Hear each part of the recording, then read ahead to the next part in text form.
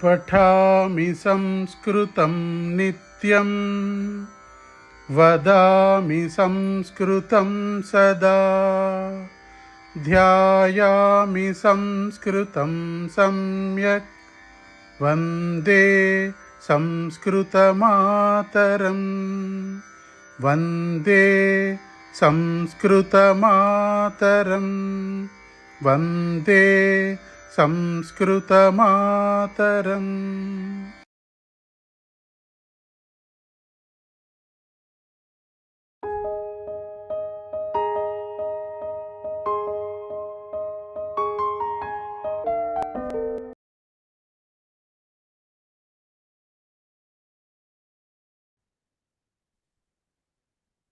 ध्येय मंत्र पठामि संस्कृतं नित्यं वदामि संस्कृतं सदा ध्यायामि संस्कृतं सम्यक् वन्दे संस्कृतमातरम् संस्कृतस्य प्रसाराय नैजं सर्वं ददाम्यहं संस्कृतस्य सदा भक्तो वन्दे संस्कृतमातरम् संस्कृतस्य कृते जीवन् संस्कृतस्य कृते यजन् आत्मानम् आहुतं मन्ये वन्दे संस्कृतमातरम् वन्दे संस्कृतमातरम्। अस्तु, ధన్యవాదాः. సరే, క్లాస్ బిగిన్ చేసే ముందర కొత్త వాళ్ళందరికీ తెలియదు కాబట్టి మన పద్ధతి ఎలా ఉంటుందో ఒక్క నిమిషం చెప్పేసి అప్పుడు మనం క్లాస్లోకి వెళ్దాము. సో కొత్త వాళ్ళు ఎవరైతే ఉన్నారో వాళ్ళందరికీ నేను పేరు పేరున గుర్తు కూడా పట్టలేనండి. క్లాస్లో ఉన్న వాళ్ళని నేను గుర్తుపట్టలేను, చాలా మంది ఉంటారు కాబట్టి సడన్ గా గుర్తుపట్టలేను. లేని వాళ్ళందరికీ చెప్తున్నానండి. నా పేరు పంచాగ్నుల శ్రీ విద్య అండి. నేను ప్రవేశ నుంచి ఈ బ్యాచ్ టేకప్ చేస్తున్నాను. కోవిద వరకు నేనే ఉంటాను వాళ్ళకి టీచర్ కంటే. ప్రవేశ, పరిచయ, శిక్ష అండ్ కోవిద. ప్రస్తుతం వాళ్ళు సెకండ్ లెవెల్కి పరిచయానికి వచ్చారు కాబట్టి మీరు కూడా ఇప్పుడు జాయిన్ అయ్యారు కొత్తగాను. మన క్లాసు ప్రతి సోమ గురువారాల్లో మధ్యాహ్నం ఇదే టైంకి 3 నుంచి ఉంటుంది. 5 వరకే మాక్సిమం ఉంటుంది. ఎప్పుడైనా ఒక్కొక్కసారి కొంచెం ఎక్సీడ్ అవ్వడానికి అవకాశం ఉంటుంది. రెండోది, ఎప్పుడైనా క్లాసులు కనుక ఆ రోజుల్లో కనుక క్యాన్సిల్ అవుతున్నాయి, లేదంటే ప్రీపోన్ ఆర్ పోస్ట్ పోన్ అవుతున్నాయి ఇలాంటి, ఈసారి అసలు ప్రీపోన్లు పోస్ట్ పోన్లు కూడా కష్టం లేండి, క్యాన్సిల్ అవడమే మాక్సిమం జరుగుతుంది ఒకవేళ జరిగితే. సో అలా ఏమన్నా ఉంటే ముందే నోటీస్ ఇవ్వబడుతుంది. ఆ రోజుకి ఆ రోజు అయినా కూడా మార్నింగ్ టైంకి అయినా కూడా ఒకవేళ ఎమర్జెన్సీ వస్తే అలా చెప్పబడుతుంది. అండ్ లింక్స్ అనేవి, జూమ్ లింక్స్ ఇవాళ మీకు ఎలా అయితే వచ్చిందో ఆ క్లాస్ ఉన్న రోజున ప్రొద్దుట మాత్రమే వస్తుంది, ఇండివిజువల్ గా ఎవరికి రాదు. అండ్ ముందరే పంపించేయడానికి కూడా, అంటే చాలా మంది తెలియక నాకు మెసేజ్లు పెట్టారు. సో ముందరే పంపించడానికి కూడా చెయ్యము. ఆ రోజుకి ఆ రోజే మీటింగ్ ది పొద్దున పూట వస్తుంది. ఇవాళ మధ్యాహ్నం క్లాస్ అంటే ఆ రోజు మార్నింగ్ మీకు వస్తుంది మీటింగ్ లింక్ అది. ఓకే, ఇవి మీటింగ్స్. మనం మీటింగ్ అది ఫ్రీ వర్జన్ కాబట్టి 40 minutes ఒక బ్రేక్ ఉంటుంది. క్లాస్ అయిపోయింది అని అనుకోకూడదు. 40 minutes అయ్యాక లాగ్ ఆఫ్ అయిపోతుంది. మళ్ళీ సేమ్ లింక్ తోటి సేమ్ ఫస్ట్ టైం ఎలా లాగిన్ అయ్యారో అలా లాగిన్ అవ్వాల్సి వస్తుంది. సో మనది 2 hours క్లాస్ ఉంటుంది కాబట్టి 2 సార్లు బ్రేక్ వస్తుంది. జనరల్గా 3:40కి ఒక బ్రేక్ వస్తుంది. మళ్ళీ 4:10, 4:15 ఆ టైం, 4:20 ఆ టైంకి ఒక బ్రేక్ వస్తుంది మళ్ళీ. సో ఒక చూసుకుని ఇంకా టైం చూపిస్తూ ఉంటుంది అక్కడ మనకి. సో 40 minutesకి ఒక బ్రేక్ వస్తుంది. మళ్ళీ లాగిన్ అవ్వాలి కంప్లీట్ గా. మళ్ళీ ఫస్ట్ టైం ఎలా లాగిన్ అయ్యారో అట్లా లాగిన్ అవ్వాల్సి వస్తుంది.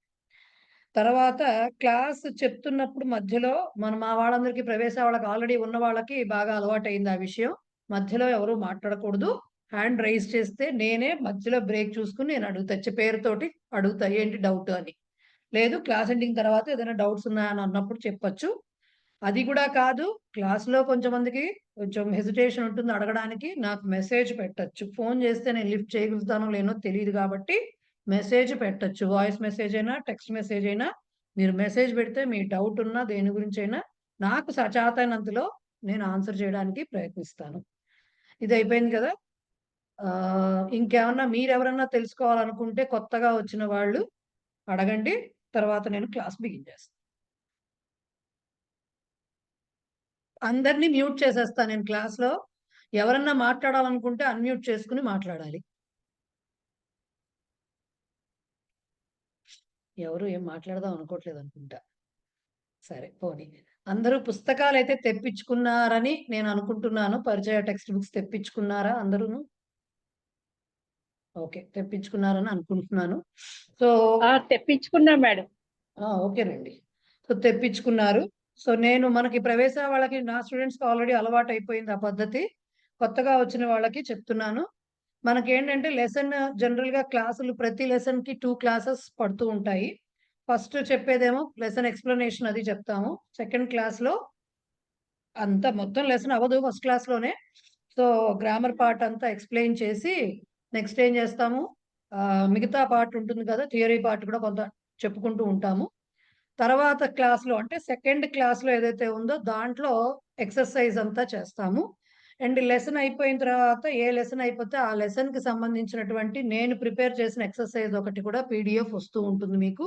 ఒక 2 డేస్, 3 డేస్ గ్యాప్ ఇచ్చి ఓకే సార్. జస్ట్ వచ్చాను మేడం ఇంట్లోకి ఊరు నుంచి. ఓకే. ఓకే. నో ఆయన ప్రాబ్లమ్. ఫాలో అయ్యింది వీడియో కొంచెం లేట్ గా చేయాలి. No problem sir. Okay. So ఏం చెప్తున్నాను? ఎక్సర్‌సైజ్ వస్తుంది. నేను ప్రిపేర్ చేసిన ఎక్సర్‌సైజ్ కూడా వస్తుంది. తర్వాత ఒక 2, 3 రోజుల గ్యాప్‌లో దాని ఆన్సర్స్ కూడా వస్తాయి. అండ్ మనము ఈ మనం ఏ దీంట్లో అయినా సరే కావ్య కథ అనే పార్ట్ ఏదైతే ఉంటుందో అది మనం అసలు టచ్ చేయమండి. క్లాస్‌లో టచ్ చేయము. మన ప్రవేశాల్లో కూడా మీకున్నటువంటి స్టోరీస్ ఏవైతే ఉన్నాయో నేను క్లాస్‌లో ఏవి చెప్పలేదు. వీళ్ళెవరన్నా డౌట్ ఉండి నన్ను అడిగితే తప్ప నేను దాని గురించి అది మీరు సెల్ఫ్ స్టడీ. ఇప్పుడు మీకు పరిచయాల్లో స్టోరీస్ ఇండివిడ్యువల్ స్టోరీస్ ఉండవు. మొత్తం అంతా కలిపి 10 లెసన్స్‌కి 10 లెసన్స్‌లో కూడా పార్ట్స్ కింద రఘువంశం స్టోరీ ఇస్తారు. అది మీరే చదువుకోవాలి. మీరు తెలుగు వాళ్ళు సంస్కృతంలో ఇచ్చారు. Telugu or English or Hindi మీరు ఏ మీడియం ప్రిఫర్ చేస్తే దాన్ని మీరు సెలెక్ట్ చేసుకొని ఉంటే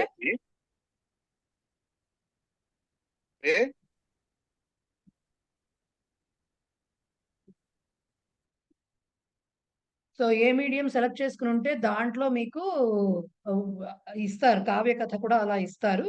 సో అవి 2 మీరు చదువుకుంటూ దానికున్న క్వెషన్స్ అవి క్వెషన్స్‌కి ఆన్సర్స్ కూడా మీకు వెనకాల ఇచ్చేస్తారు వాళ్ళు.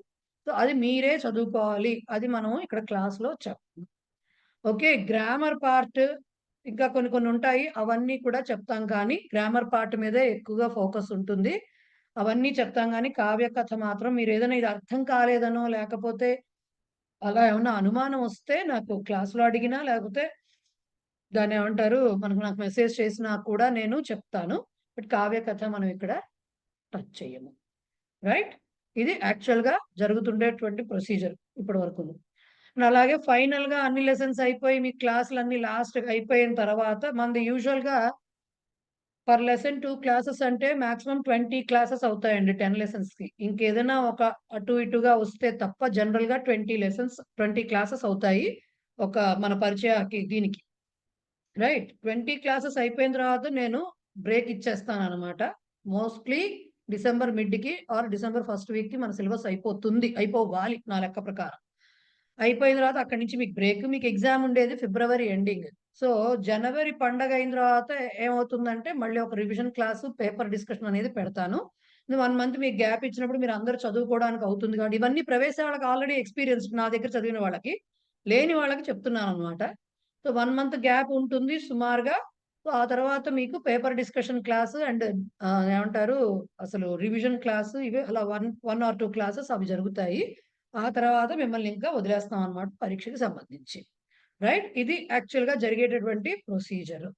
అండ్ మీకేమన్నా డౌట్స్ రిలేటెడ్ టు సబ్జెక్ట్ ఉంటే నేను ఆన్సర్ చేయగలుగుతాను. ఇంకేదన్నా అడ్మినిస్ట్రేషన్ సైడ్ అంటే మీకు పుస్తకాల గురించి లేకపోతే హాల్ టికెట్లు అవి లింకులు మేము పంపిస్తాం గ్రూప్‌లో. ఇవేమన్నా డౌట్స్ ఉంటే మీరు డైరెక్ట్‌గా ఆఫీస్‌కి ఫోన్ చేసి మాట్లాడుకోవాలి. ఎందుకంటే నేను డైరెక్ట్‌గా ఆఫీస్‌తో కాంటాక్ట్‌లో ఉండను. నేను ఓన్లీ టీచింగ్ వైపు మాత్రమే ఉంటాను. దట్ టూ ఆనంద్ కుమార్ గారి గ్రూప్‌లో టీచింగ్‌లోనే ఉంటాను. నాకు సంస్కృత భారతి ఆఫీస్ తోటి వాటితోటి అంటే నేనెప్పుడు వెళ్ళలేదు. ఆ టైప్ ఆఫ్ లింక్ ఎస్టాబ్లిష్ చేసుకోలేదు నేను. Because of my own limitations. Right? So, అలాంటివేమన్నా ఉంటే మీ దగ్గర అందరి దగ్గర ఈ పాటికి ఎస్‌బీ నంబర్ ఉండే ఉంటుంది office number. Please contact them. They will answer properly. So, act accordingly. ఇది మన బేసిక్‌గా ఇక్కడ క్లాసుల్లో జరిగేటటువంటి ఇదండి నేనేదో గట్టిగా చెప్తోంది ఈవిడ వింతే ఇదిగా ఉంటుందేమో అనుకోకండి. పర్వాలేదు. నేను పాఠం చెప్పేటప్పుడు మామూలుగానే ఉంటుంది.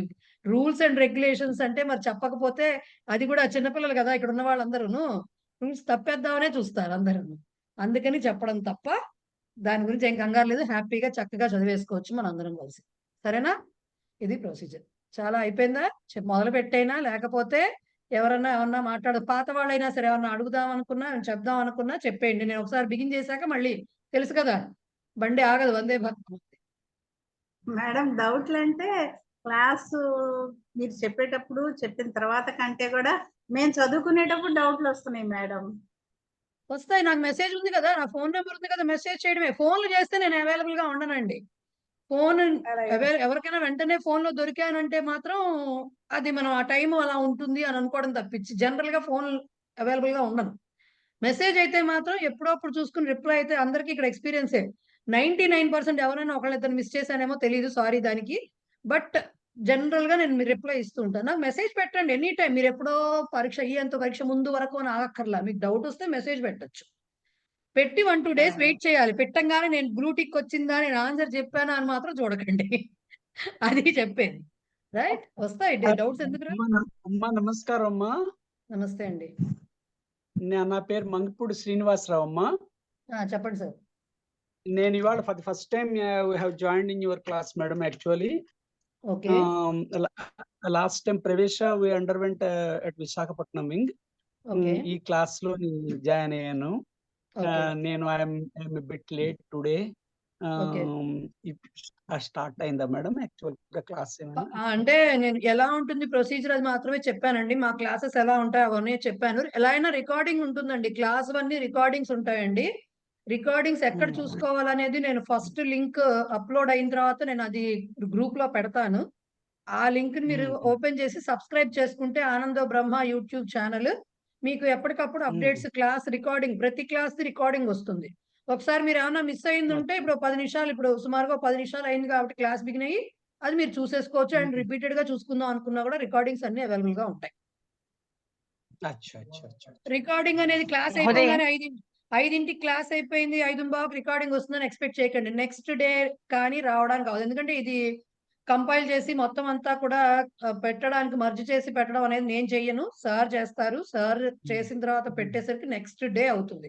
సో, ఇవాళ క్లాస్ అయితే మోస్ట్‌లీ మీకు రేపు సాయంకాలానికి అట్లా వీడియో అవైలబుల్‌గా ఉంటుంది. ఒకసారి ఫస్ట్ క్లాస్‌ది రాంగానే నేను లింక్ పెడతాను. సో దట్ సబ్స్క్రైబ్ చేసుకోండి. సరేనా? అలాగే రైట్. అలాగే.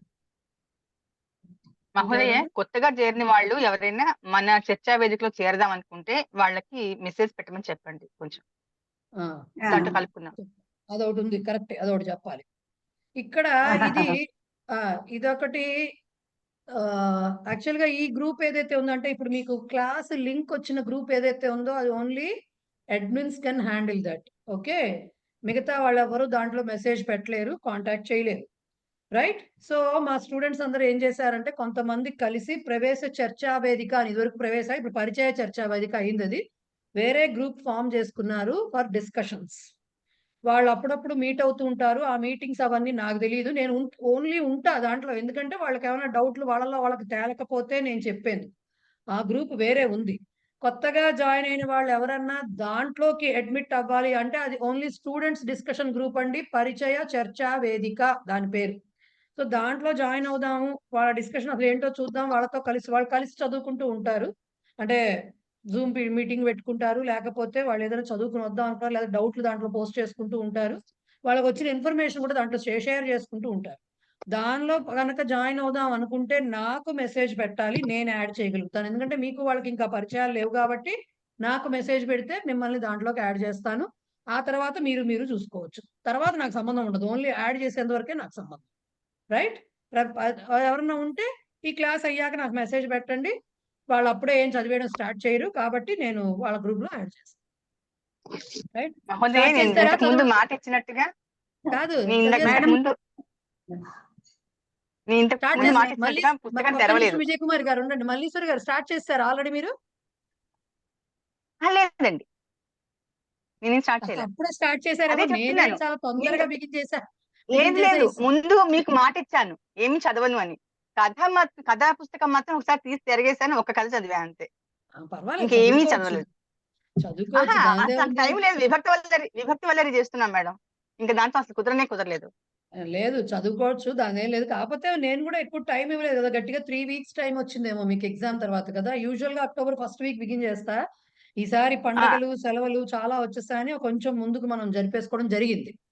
సో అవును. అదనమాట అండి సిచ్యుయేషన్. ఎవరైనా ఆ గ్రూప్ లో జాయిన్ అవుదాం అనుకుంటే గుర్తుపెట్టుకోండి, స్టూడెంట్స్ డిస్కషన్ గ్రూప్ అని మెన్షన్ చేసినా పర్వాలేదు, దానిలో జాయిన్ చేయమని నాకు మెసేజ్ పెడితే నేను జాయిన్ చేయగలుగుతా.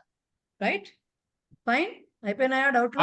పాత వాళ్ళు ఆటోమేటిక్ గా వెళ్ళిపోతారు కదా ప్రవేశ నుంచి పాత పరీక్ష. వాళ్ళు దాంట్లో ఉన్నారు, ఆల్రెడీ ఉన్నవాళ్ళు, ఆ గ్రూప్ లో ఉన్నవాళ్ళు ఆల్రెడీ కంటిన్యూ అవుతున్నారు. ఓకే. దాని పేరు మార్చారు అంతే, దాని పేరే మారింది, లోపల సరుకేం మారలే, పైన కవర్ మారింది అంతే. లోపలదేం మారలేదు. సో ఒక్క నిమిషం.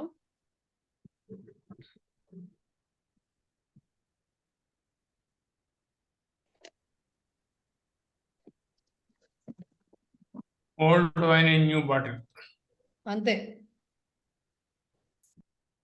అండ్ ఇప్పుడు క్లాస్ లో కొత్త వాళ్ళకి అది కూడా చెప్తున్నానండి. క్లాస్ లో మనకి కొన్ని స్లైడ్స్, పవర్ పాయింట్ స్లైడ్స్ చూపిస్తూ అప్పుడప్పుడు కొన్ని చోట్ల, అవసరమైన చోట్ల అలా ప్రెజెంటేషన్ జరుగుతూ ఉంటుంది.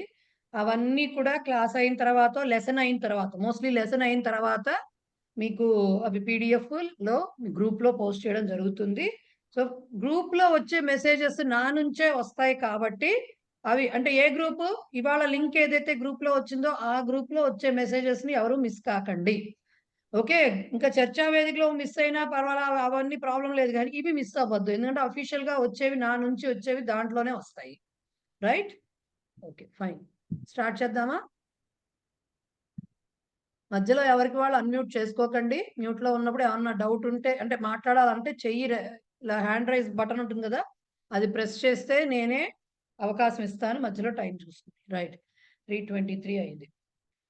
అయితే మనకి ప్రవేశ అయిపోయింది. సెకండ్ స్టెప్ పరిచయాకి వచ్చాం. పరిచయ చాలా మంది దృష్టిలో పరిచయ అనేది టఫ్ అండి అంటారు. టఫ్ అండి అంటే టఫ్ కాదు యాక్చువల్ గా, బట్ ప్రాబ్లం ఏంటంటే నెంబర్ ఆఫ్ టాపిక్స్ ఎక్కువ ఉంటాయి, అన్ని రిలేటెడ్. సో దీన్ని స్ప్లిట్ చేసి కాస్త ఈ టాపిక్ ఇప్పుడు చెప్దాం, తర్వాత ఈ టాపిక్ చెప్తాం అనేందుకు లేదు. ఒక్క టాపిక్ లోనే సబ్ టాపిక్స్ అన్నమాట అవన్నీ. సో అవన్నీ అప్పుడే కవర్ చేయాలి. ఇప్పుడు ఒకటి కవర్ చేసి నెక్స్ట్ ఒకటి చెప్దాము అనడానికి, లైక్ విభక్తులు 7 విభక్తులు ఉంటే అన్ని ఒకసారే చెప్పాలి. ఒకసారి అంటే ఒక సిలబస్ లో చెప్పేయాలి, ఒక సీజన్ సిలబస్ లో చెప్పేయాలి, ఒక లెవెల్లో. ఈ లెవెల్లో ఇది చెప్పి నెక్స్ట్ లెవెల్లో అది చెప్దాం అనడానికి అవ్వదు. అట్లాగే ఇవి కూడా ఏంటంటే అన్ని రిలేటెడ్ టాపిక్స్ ఉంటాయి కాబట్టి నెంబర్ ఆఫ్ టాపిక్స్ ఎక్కువలా కనిపిస్తాయి, ఎందుకంటే లెర్నింగ్ ఎక్కువ ఉంటుంది కాబట్టి. బట్ టఫ్ కాదు, ఒక్కసారి ఆ కిటుకు పట్టుకుంటే టఫ్ కాదు. ఓకే, సో ముందు పరిచయాలోకి వెళ్లే ముందర అసలు మనం ప్రవేశాలో ఏం నేర్చుకున్నాము, మీ పుస్తకంలో కూడా స్టార్టింగ్ లో అదే ఇస్తారు ఫస్ట్ లెసన్ లో. సో దాంట్లో భాగంగా మొట్టమొదటి మన ఆనవాయితీ ప్రకారం సూక్తి ఒకటి ఉంటుంది, దాన్ని స్టార్ట్ చేసి అక్కడి నుంచి తీద్దాం. పరిచయ ప్రథమ పాఠ సూక్తి. కార్యాణం కర్మణ పారం యో గచ్చతి స బుద్ధిమాన్. ఓకే, కార్యాణం కర్మణ పారం యో గచ్చతి అంటే యహ గచ్చతి అని చదువుకోవాలి. సహ బుద్ధిమాన్ అర్థాత్ స బుద్ధిమాన్ అర్థాత్ సహ బుద్ధిమాన్. ఏమిటి మీనింగ్? కార్యాణం కర్మణ యహ కర్మణ, దాన్ని ఎలా చెప్పుకోవాలి? కార్యాణం అంటే ఏంటి? బహువచనం, షష్ఠి, పనుల యొక్క, పనులకు, ఏవైనా కావచ్చు. కర్మణ అంటే కర్మ అనే శబ్దానికి తృతీయ ఏకవచనం కర్మణ. కర్మణ అంటే పనితో, అంటే తన యొక్క పనితో, అంటే ప్రయత్నంతో అని అర్థం అనమాట. ఎఫర్ట్ అంటామే దాన్ని. పారం అంటే అవతలి ఒడ్డుకు చేరడం అంటాం చూడండి, యూజువల్ గా దాటి దేన్నైనా అవతలికి చేరడం అని. అవతలికి చేరడం అంటే ఏంటి? దేనైనా దాటి ఇంకో చోటుకు వెళ్ళడం అంటే వాళ్ళ లక్ష్యాన్ని సాధించటం. రైట్, అది యహ గచ్చతి ఎవడైతే వెళతాడో సహ బుద్ధిమాన్ అతడే బుద్ధిమంతుడు. అంటే యహ కర్మణ ఎవడైతే తన ప్రయత్నంతో మనసులో కోరిక ఉండగానే సరిపోదు కదండి. సంకల్పం ఉంటే చాలదు కదా! దానికి కావాల్సినటువంటి ప్రయత్నం అనేది ఒకటి తోడవ్వాలి. రైట్? సో, ఎవడైతే తన ప్రయత్నంతో అంటే దానికి తగ్గట్టుగా కష్టపడి కార్యాణం పారం గచ్చతి. పనుల యొక్క అవతలి గట్టును చేరుకుంటాడు. పనులకు అవతలి గట్టు చేరుకోవడం అంటే ఏంటండి? పనులు పూర్తి చేయటం. అంటే ఏంటి? పని అంటే ఇదేదో మనం ఇప్పుడు ఇది మన ఇక్కడి నుంచి అక్కడికి వెళ్ళడం అనే కాకపోవచ్చు. మనం ఇవాళ ఈ పని చెయ్యాలి. ఇవాళ ఇది చదువుకోవాలి. లేకపోతే ఇవాళ ఈ ఎగ్జామ్ పాస్ అవ్వాలి ఈ సంవత్సరంలో. లేకపోతే ఇన్నేళ్లలో నేను ఈ స్థాయికి రావాలి. ఏదైనా కావచ్చు. వాడి లక్ష్యం అనేది ఏదైనా ఉండొచ్చు. తన ప్రయత్నంతోటి ఆ కార్యాణం పారం యః గచ్చతి. ఎవడైతే ఆ పనుల యొక్క అవతలి వైపు అంటే ఆ లక్ష్య సిద్ధిని పొందుతాడో అతనే బుద్ధిమంతుడు అని దాని యొక్క మీనింగ్. సో, ఇప్పటి నుంచి మీరు దాన్ని ఏమంటారు విభక్తులన్నీ వచ్చేసాయి కాబట్టి ఏమైనా దీంట్లో మీకు కష్టమైనది ఏమీ లేవు. యాక్చువల్‌గా కార్యాణం అంటే ఏ విభక్తో మీరు చెప్పొచ్చు. కర్మణ అంటే ఏ విభక్తో మీరు చెప్పొచ్చు. పారం అంటే సరే వదిలేసేయండి. యహ అనే మాట వచ్చింది మీకు ఆల్రెడీ. గచ్చతి అంటే ఏ లకారమో మీకు తెలుస్తుంటుంది. అంటే ఓకే. ఇలాంటి అబ్జర్వేషన్‌ని కూడా ఒక వాక్యం చూస్తే చిన్నగా అన్నీ కాకపోయినా అట్‌లీస్ట్ కొన్నైనా విభక్తులనైనా పట్టుకోవడానికి ట్రై చేస్తూ ఉండాలి. రైట్? సో, ఫస్ట్ సూక్తి అది. తర్వాత ఏమైంది మనకి పునశ్చరణం అని, పునఃస్మరణం అని ఏదైనా కానియండి. మళ్ళీ ఒకసారి గుర్తు చేసుకుందాం. ఎందుకంటే పరీక్ష రాసేస్తే ముక్కున పట్టేసాం గదా! అయిపోయింది గదా! ఏమున్నాయో బుర్రలో ఏం లేవో మనకు తెలియవు కదా! సో, ఒక్కసారి బ్రష్ అప్ చేయడం. రాంగానే "ఏవర్రా గుర్తుందా? ఇది మనం చెప్పాం ఇదివరకు. మర్చిపోయారా?" ఇదివరకు టీచర్లు అలా తిట్టేవారు. అలాగే ఏం చదువుకున్నామో ప్రవేశంలో గురోరధీతం గురవే నివేదితం కాకుండా, మీరు చెప్పింది మీకే చెప్పేసామంటే అయిపోయింది పరీక్ష రాసేసామని కాకుండా, అసలు ఏం చేశాము అనేది ఒక్కసారి గుర్తు చేసుకుందాం. బేసిక్‌గా ప్రవేశాలో చదివిన గ్రామర్ ఏంటండి మనము? 'టూకి గా' చెప్పాలంటే విభక్తులు 7 అండ్ సంబోధన. లకారాలు 4 నెక్స్ట్ 3 ప్రత్యయాలు చదువుకున్నాం. బేసిక్‌గా చదివింది ఇదే. అంటే ఓవరాల్‌గా ముందు సంయుక్తాక్షరాలు చదివాం కదండీ! విడదీయడాలు చదివాం కదండీ! అవన్నీ అక్కర్లేదండి మాకు. బేసిక్‌గా చెప్పమంటే శబ్దాలని చెప్పకూడదు కదా! అవి విభక్తులని చెప్పు. సో, 7 విభక్తులు రకరకాల పుంలింగ, స్త్రీలింగ, నపుంసక లింగాల్లో 7 రకాల విభక్తులు చెప్పుకున్నాము. చాలా శబ్దాలు వాళ్ళిచ్చిన వాటికి. నెక్స్ట్ 10 లకారాలుంటాయని తెలుసుకున్నాం అంతే. ఏ లకారాలు ఏ కాలానికి వాడతారో తెలుసుకున్నాము. బట్ మనం నేర్చుకున్నదేమిటి? 4 లకారాలు నేర్చుకున్నాం. 4 కూడా భూత, భవిష్యత్, వర్తమాన కాలాల్లో వాడేటటువంటి భూత లంగ్, వర్తమాన లట్, భవిష్యత్ లుట్. ఇవి కాకుండా ఆజ్ఞా ప్రేరణకు సంబంధించి లోట్. ఈ 4 లకారాలు చదువు. నెక్స్ట్ త్వా, తుమున్, ల్యప్ ప్రత్యయాలు చదివాం. త్వా, ల్యప్ అంటే ఒక రకానికి సంబంధించిందే. తుమున్ అంటే రెండోది ఉద్దేశ క్రియ. త్వా, ల్యప్ అంటే 2 పనులు ఒకే కర్త ద్వారా 2 క్రియలు జరుగుతున్నప్పుడు ఒక క్రియకి త్వా ఆర్ ల్యప్ చెప్పి తర్వాత రెండో క్రియను చెప్పడం అనేది జరిగింది. సో, త్వా, ల్యప్ ఎప్పుడు వాడతాం? 2 ఒకటే సందర్భంలో వాడిన త్వా అనేదేమో ప్లెయిన్ క్రియాపదాలకి, ల్యప్ ఉపసర్గలతో కూడిన క్రియాపదాలకి. ఉపసర్గలు అనంగానే దాని గురించి కూడా బ్రీఫ్‌గా తెలుసుకున్నాము. ఒక 22 ఉపసర్గలు ఉంటాయని ప్రాదులు అంటారు. ప్రాదయః తోటి స్టార్ట్ అవుతాయని అవి నేర్చుకున్నాం. త్వా, తుమున్, యప్ అనే ఒకటి సారీ త్వా, ల్యప్ ఒకటి. తుమున్ నెక్స్ట్ వచ్చేసరికి ఉద్దేశ క్రియ అనేది చెప్పుకున్నాం దాన్ని. అది కూడా ఒక ప్రత్యయము. ఆ 3 కూడా అవ్యయాలు అని చెప్పుకున్నాం. వాటికి లింగ భేదాలు, వచన భేదాలు ఏవి లేనిది. అవ్యయం అంటే ఏంటో కూడా తెలుసుకున్నాం. అంటే మధ్య మధ్యలో చిన్న చిన్న టాపిక్స్ చాలా నేర్చుకున్నాం. సో, ఇవన్నీ నేర్చుకున్నాం. నెక్స్ట్ తవతు అనే ఒక ప్రత్యయం నేర్చుకున్నాం. రైట్? తవతు ప్రత్యయం ఏం నేర్చుకున్నాము? దేనికి? భూతకాలంలో వాడే లంగ్ లకారానికి బదులుగా ప్రత్యయం వాడినప్పుడు ఏది వస్తుంది అంటే తవతు అనేది నేర్చుకున్నాము. దానికి పుంలింగ, స్త్రీలింగ, నపుంసకలింగ భేదాలుంటాయి.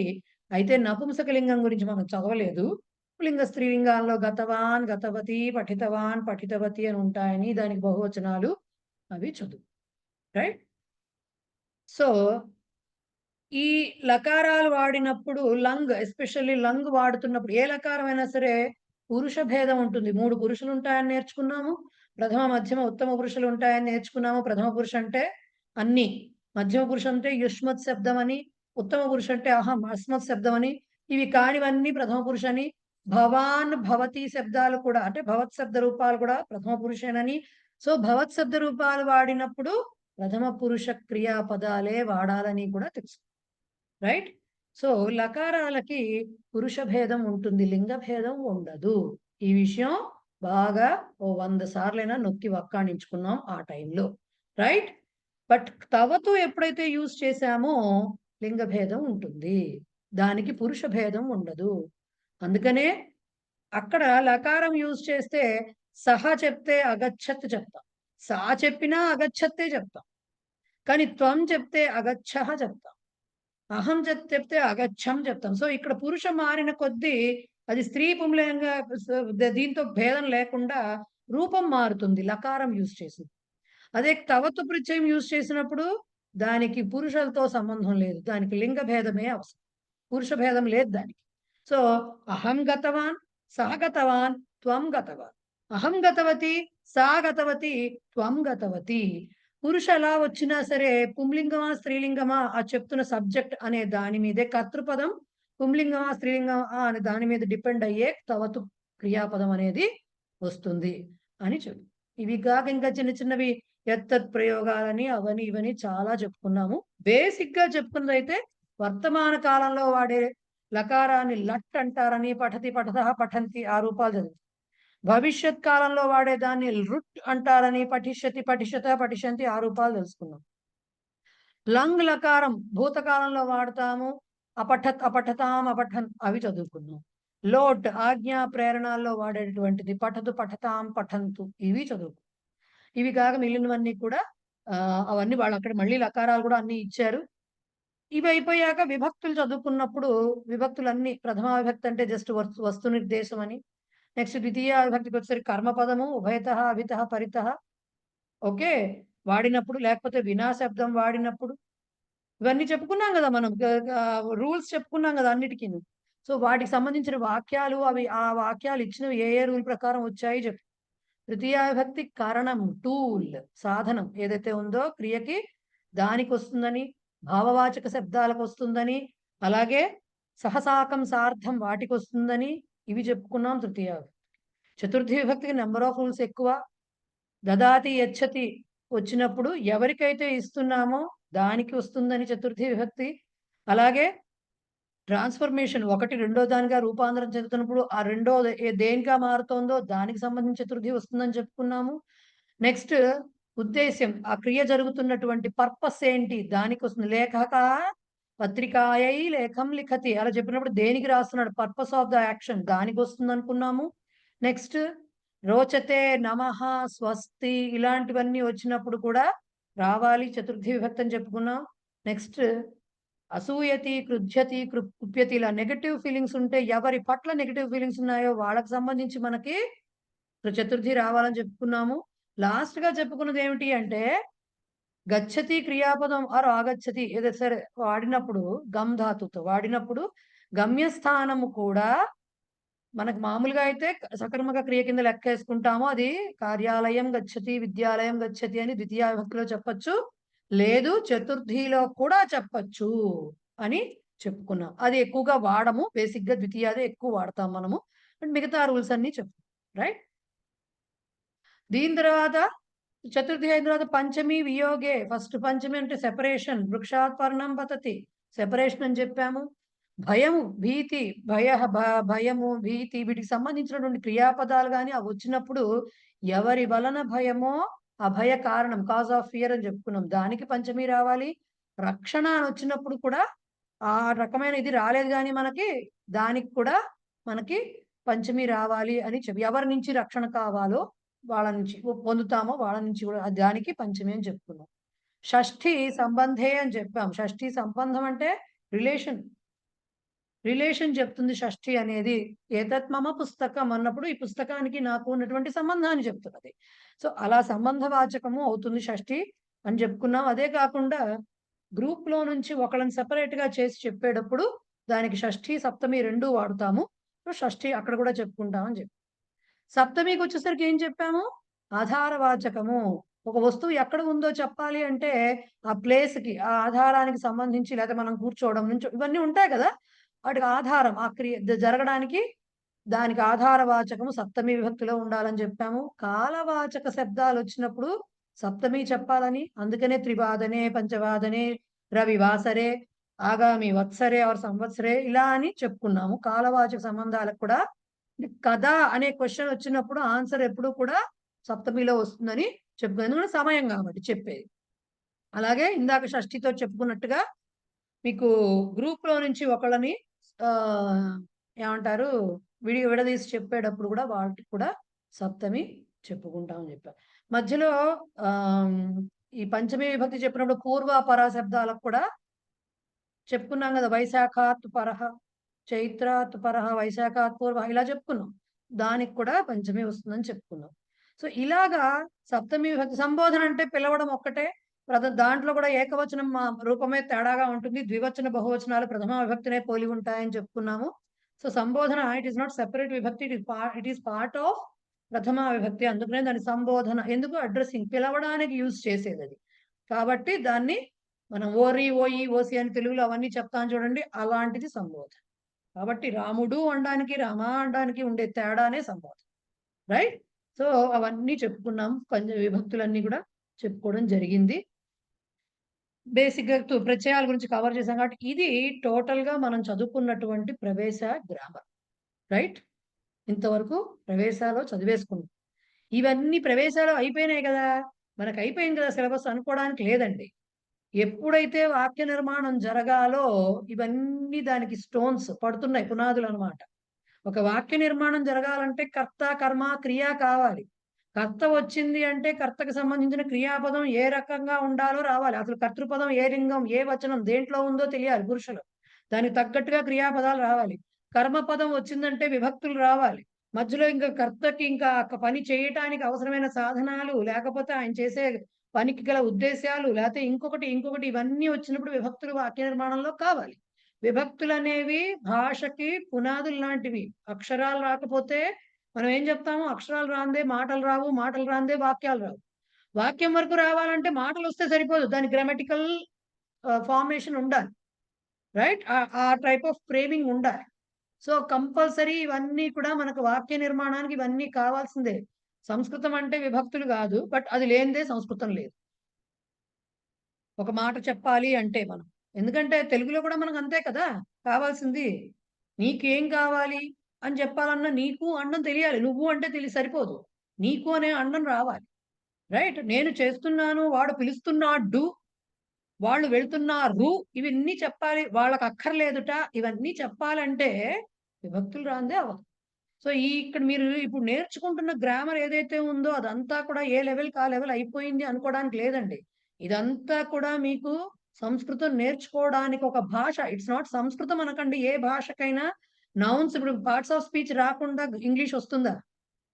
ఎలా యూజ్ చేయాలో రాకుండా ఇంగ్లీష్‌లో ఫార్మ్ చేయలేరు. అంతే తెలుగైనా అంతే, ఇంగ్లీష్ అయినా అంతే, ఏ భాష అయినా కూడా అంతే. హిందీ అయినా. సో, అదనమాట విషయం. ఇంకో 4 మినిట్స్‌లో 4 ½ మినిట్స్‌లో ఈ సెషన్ లాగౌట్ అవుతుంది. మళ్ళీ లాగిన్ అవ్వండి. కొత్తగా వచ్చిన వాళ్ళకి చెప్తున్నా. 40 మినిట్స్‌కి ఒక బ్రేక్ ఉంటుంది. సో, మళ్ళీ లాగిన్ అవ్వాల్సొస్తుంది. ఓకే. ఆ లాగిన్ అయిన తర్వాత మళ్ళీ అసలు ఆ పరిస్థితి ఏమిటనేది తెలుసుకుందాం. ఈ లోపల ఎంవి రావు గారు ఏదో హ్యాండ్ రైజ్ చేశారు. చెప్పండి సార్. అన్‌మ్యూట్ చేసుకోవాలి సార్ మీరు. యో అన్నది ఏ విభక్తి? యహ నుంచి యో వచ్చింది కదా, అది ఏ విభక్తి? విభక్తి అనరండి దాన్ని. అది విసర్గ సంధి అంటారు. అది 3వ లెవెల్‌లో చదువుతారు మీరు. యహ, యో అవుతుంది. అది విసర్గ కాస్త ఓ కింద అంటే ఇక్కడ కూడా మీకు పరిచయాల్లో కూడా బ్రీఫ్‌గా చెప్తారు దాని గురించి. చాలా బ్రీఫ్‌గా చెప్తారు. విసర్గ అనేది సా కింద మారుతూ ఉంటుంది. అలా డిఫరెంట్‌గా మారుతుంది. ఇక్కడ ఓ కింద మారింది విసర్గ. అది విభక్తి కాదు. యహ ప్రథమా విభక్తి. ఓకే. రైట్. ఇంకెవరన్నా? యెస్. విజయ్ కుమారి గారు. చెప్పండి మేడం. ఆ, ఇప్పుడు తెలుగులో మనము విభక్తుల గురించి తెలుగులో సపరేట్ గా ప్రథమా విభక్తి డూమోవులు, ద్వితీయ విభక్తి నిర్ణయం కూర్చి గురించి అలా చదువుకుంటాం కదా మేడం. అలా సంస్కృతంలో ఏమైనా సపరేట్ గా అలా ఉన్నాయా అని? ఉన్నాయి. ఉన్నాయి. అయితే మీకు తెలుగులో డూమూవులు నిన్నున్నంటే మీకు అక్కడ దానికి మామూలుగా పదానికి యాడ్ చేసినప్పుడు రాముడు అన్నప్పుడు డూ తెలుస్తూ ఉంటుంది. వస్తువు అన్నప్పుడు ఊ తెలుస్తూ ఉంటుంది. బాలలు అన్నప్పుడు లు తెలుస్తూ ఉంటుంది. పుస్తకము అన్నప్పుడు ము తెలుస్తూ ఉంటుంది అక్కడ మీకు. మిగతా విభక్తులు ఏవైతే ఉన్నాయో అది ఎలా చెప్పాల్సి వస్తుంది? రాముని గురించి అన్నప్పుడు గురించి పక్కన సెపరేట్ గా కనపడుతూ ఉంటుంది. రైట్. అట్లాగే రాముని చేత అన్నప్పుడు ఆ చేత అనేది పక్కన కనపడుతూ ఉంటుంది. రాముడి కోసం ఇవన్నీ పక్కన కనపడుతుంటాయి. రాముడి వలన అని. మీకు విభక్తులుగా ఏవైతే చదువుకున్నారో చేతన్ చేన్ తోడంతోన్ కొరకున్కై ఇవన్నీ పదాలు యాజ్ ఇట్ ఈస్ గా సెపరేట్ గా కనిపిస్తూ ఉంటాయి తెలుగులో. సంస్కృతంలో అలా కనపడవు కాబట్టి బేసిక్ గా విభక్తులున్నా ఆ విభక్తులు సు ఔజస్ అమ్మౌషస్ అని ఉన్నాయండి బేసిక్ విభక్తులు. బట్ సు ఔజస్ అంటే మీకు ఆ సు అనేది ఎక్కడా కనపడదు. రామ అనే ప్రాతిపదికకి ఇప్పుడు ఆ సు అనే ప్రత్యయం చేరడం వల్ల ఏమైంది? వాటిని సుప్రత్యయాలు అంటారు. ఆ విభక్తులన్నింటినీ కలిపి సుప్రత్యయాలు అంటారు. ఒరిజినల్ గా ఉన్నాయి అవి. సు ఔజస్ అమ్మౌషస్ టాభ్యాంబిస్ అలా ఉన్నాయి మొత్తం. అవన్నిటిలో సు అనేది ఇప్పుడు రామ అనే ప్రాతిపదికకి సు యాడ్ అవ్వడం వల్ల రామః అనే పదం ఏర్పడింది. సో మీకు రామః అంటే తెలుస్తూ ఉంటుంది కానీ రామ ప్లస్ సు ఎలా రామః అయిందనేది ప్రస్తుతం అప్రస్తుతం మనకి. బట్ అందుకని సు ఔజస్లు చెప్పరు యూజువల్ గా. ఎందుకంటే మీకు అక్కడ కనిపించినట్టు ఇప్పుడు రాముని చేత అని ఉందనుకోండి, టాభ్యాం భిస్ అనేది తృతీయ విభక్తి రూపాలు. బేసిక్ గా తృతీయ విభక్తి అంటే టాభ్యాం భిస్. టా కనపడదు అక్కడ మీకు, రామేణ అని కనపడుతుంది. రామ అనే ప్రాతిపదికకి ప్లస్ టా చేరడం వల్ల రామేణ ఎలా యాడ్ అయిందండి, ఎలా వచ్చిందండి అంటే మనకు అనవసరం ఇప్పుడు అది. ఇంకా డీప్ గ్రామర్ అది ఆ లెవెల్కి వెళ్ళిన వాళ్ళకే కావాలి. సో మనం అవి చెప్పమన్నమాట. అందుకని చెప్పకుండా ఈచ్ శబ్దానికి రూపాలు మాత్రమే చెప్పు. అర్థమైందా? నాదో క్వశ్చన్ మేడం. చెప్పండి. చతుర్థి విభక్తిలో ఆబ్జెక్ట్ ప్లూరల్ లో ఉండేసి సబ్జెక్ట్ సింగులర్ లో ఉంటే వెర్బ్ సింగులర్ లో ఉంటుందా ప్లూరల్ లో ఉంటుందా? అంటే నాకు పళ్ళు నచ్చుతాయి అన్నప్పుడు మీకు సబ్జెక్ట్ బట్టే ఎప్పుడు క్రియాపదం ఉంటుంది. సబ్జెక్ట్ సింగులర్ గా ఉంటే క్రియాపదం సింగులర్ గా ఉంటుంది. సరే ఇప్పుడు నాకు పుస్తకములు ఇష్టము అన్నాం అనుకోండి, మీరు అన్నట్టుగా నాకు పళ్ళు ఇష్టము, లేకపోతే నేను పళ్ళు కొన్నాను. ఇష్టం పక్కన పెట్టండి. మీరు ఇష్టం చతుర్థి విభక్తి అని చెప్తున్నారు కదా మీరు, మీకు కావాలని. ఓకే, నాకు పళ్ళు ఇష్టము. ఇక్కడ ఏం చెప్తారు? ఇష్టం అని చెప్పాలంటే ఏం చెప్పాలి? రోచతే చెప్పాలి. మహ్యం రోచతే అనే చెప్పాలి. మహ్యం ఫలాని రోచంతే అని చెప్పాలి. చతుర్థి విభక్తి గురించి అడిగారా మీరు? అవును. మీకు దాంట్లో 2 రకాలు ఉన్నాయి సార్. దాంట్లో 2 రకాలు ఉన్నాయి. మీరు వాక్య నిర్మాణం బట్టి ఉంటుంది. సెపరేట్ గా మీకు రోచతే లాంటి క్రియాపదం వాడినప్పుడు వేరేగా ఉంటుంది. రోచతే ఎలా ఉంటుంది? రోచతేకి మీకు ఇప్పుడు నాకు పళ్ళు ఇష్టము అని చెప్పారు అనుకోండి, అక్కడ పళ్ళని బట్టి ఉంటుంది. అంటే నాకు పళ్ళు నచ్చుతాయి అని చెప్పాలి యాక్చువల్ గా. ఓకే, కానీ నేను పత్రిక కోసం లేఖను వ్రాస్తున్నాను అన్నప్పుడు అక్కడ చతుర్థి విభక్తి ఎక్కడ లేఖ. సో ఇప్పుడు మీరు చెప్పాలనుకున్నప్పుడు చతుర్థి విభక్తికి చాలా రకాల రూల్స్ ఉన్నాయి కదా సార్ మీకు. ఇప్పుడు దదాతి నాకు పళ్ళు నచ్చుతుంది, నాకు పళ్ళు నచ్చుతాయి అక్కడ మాత్రం అదే చెప్తున్నా సార్, అదే చెప్తున్నా. మీకు చతుర్థి విభక్తి వాడే చోట రోచతే అని వాడుతున్నప్పుడు మాత్రం మీకు దాని మీద డిపెండ్ అయ్యి వాక్యం మీద డిపెండ్ అయ్యే లింగం వస్తుంది, అంటే వచనం వస్తుందండి. అంటే నాకు పళ్ళు నచ్చుతాయి అంటే రోచతే చెప్పాల్సిందే కదా, రైట్? సో రోచతే వచ్చినప్పుడు చతుర్థి ఇక్కడ మనం వాక్యం ఎన్ని రకాలుగా చెప్తామో దాన్ని బట్టి. ఇప్పుడు మీకు నచ్చుతాయి అని చెప్తున్నప్పుడు రోచతే చెప్పాలి. రోచతే ఎప్పుడైతే సెలెక్ట్ చేసుకున్నారో చతుర్థి రావాలి. ఈ దేనికి చతుర్థి రావాలి? ఈ రోచనం అంటే ఇష్టం అనేది, నచ్చడం అనేది ఎవరికి సంబంధించింది? నాకు సంబంధించింది. సో నాకు అనే దానికి చతుర్థి రావాలి, మహ్యం. ఓకే, బట్ సార్ చెప్పనివ్వండి.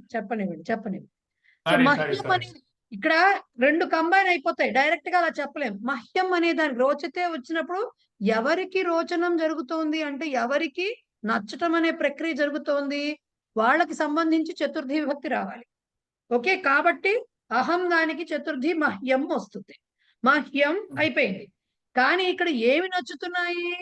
పండున పళ్ళున. ఇప్పుడు నాకు పళ్ళు నచ్చుతాయి అని చెప్పాలి, నాకు పండు నచ్చుతుంది అని చెప్పాలి. సో ఈ రోచతే అనే క్రియాపదానికి వచ్చినప్పుడు మీరు అక్కడ కర్మపదం ఏ వచనంలో ఉంటుందో, అంటే మీకు ఏం నచ్చుతున్నాయో అవి ఏ వచనంలో ఉంటే ఆ వచనంలో క్రియాపదం ఉండాలి. మీరు అడిగిన వాక్యానికి ట్రాన్స్లేషన్ మహ్యం ఫలాని రోచంతే. గణేశాయ మహ్యం ఫలాని రోచంతే, మహ్యం ఫలం రోచతే. రోచతేకి స్పెషల్ గానండి అది, రోచతేకి స్పెషల్ గా. ఓకే, మీకు స్వస్తి చెప్పారనుకోండి, శిశుభ్య స్వస్తి ప్రజాభ్య స్వస్తి అని బహువచనంలోనే చెప్తారు అది యూజువల్ గా. ఓకే, నెక్స్ట్ నమః చెప్పారనుకోండి, సపోజ్ నమః చెప్పినప్పుడు గురవే నమః అనొచ్చు, గురుభ్యాం నమః అనొచ్చు, గురుభ్యః నమః అనొచ్చు. సో మీరు అదే దదాతి యచ్చతి తీసుకున్నప్పుడు చతుర్థి రావాలి అన్నాం మనం. దేనికి రావాలంటున్నామో అది చెప్పాలి. అహం పుస్తకం దదామి అన్నంత వరకు అహము దదామియే వస్తుంది. నేను పుస్తకం ఇస్తున్నాను లేకపోతే సహ పుస్తకం దదాతి అంతవరకే వస్తుంది. అతడు పుస్తకం ఇస్తున్నాడు, అయిపోయింది అక్కడికి. కానీ ఇవ్వడం అనే ప్రక్రియ ఎవరికి సంబంధించి, అంటే ఎవరిని ఉద్దేశించి ఇస్తున్నారు మీరు? నేను అతనికి పుస్తకం ఇస్తున్నాను అని అక్కడ యాడ్ చేశారు అనుకోండి, ఆ ఇవ్వడం ద్వారా ఎవరు తీసుకుంటున్నారు ఆ పుస్తకాన్ని? వాళ్ళకి రావాలన్నమాట చతుర్థి. అంటే అహం తస్మై పుస్తకం దదామి. ఇక్కడ దదతినే వచ్చింది కదండి, చతుర్థి ఇక్కడ వచ్చింది, అహంకి రాదు. ఎవరికి ఇస్తున్నామో ఆ ఇచ్చే వాళ్ళకి చతుర్థి వస్తుంది. ఓకే, అలాగే లేఖక పత్రికాయై లేఖం లిఖతి అన్నప్పుడు లిఖతి అనేది ఉంటుంది. లేఖక ప్రథమ పురుష ఏకవచనం కాబట్టి లిఖతియే ఉంటుంది. మరి చతుర్థి ఎక్కడి నుంచి వచ్చిందండి అంటే ఎవరికి రాసు? మరి లేఖక ప్రథమాలో ఉంది కదండి, అంటే అక్కడ అది కాదు ఉద్దేశం. ఆ లిఖతి లేఖక లేఖం లిఖతి లేకపోతే పత్రం లిఖతి అన్నారు అనుకోండి, గొడవలేదు. ఇప్పుడు ఆ పత్రం ఎందుకు రాస్తున్నాడు అంటే ఉద్దేశాన్ని చెప్తా. ఆ ఉద్దేశానికి సంబంధించి చతుర్థి రావాలి, పత్రికాయై అని రావాలి. సో రూల్స్ అలా వస్తాయన్నమాట. క్రియాపదం రోచతే తీసుకుంటే దట్ ఈస్ సెపరేట్ క్రియాపదం. అలా కాకుండా నేను ఇష్టపడుతున్నాను అని చెప్పారనుకోండి, దాన్నే సేమ్ ఇచ్చతితో చెప్పామనుకోండి, అహం ఫలాని ఇచ్చామి అని చెప్పొచ్చు. అహం ఫలం ఇచ్చామి, అక్కడ ఇచ్చతి అనేది మామూలు ధాతువు.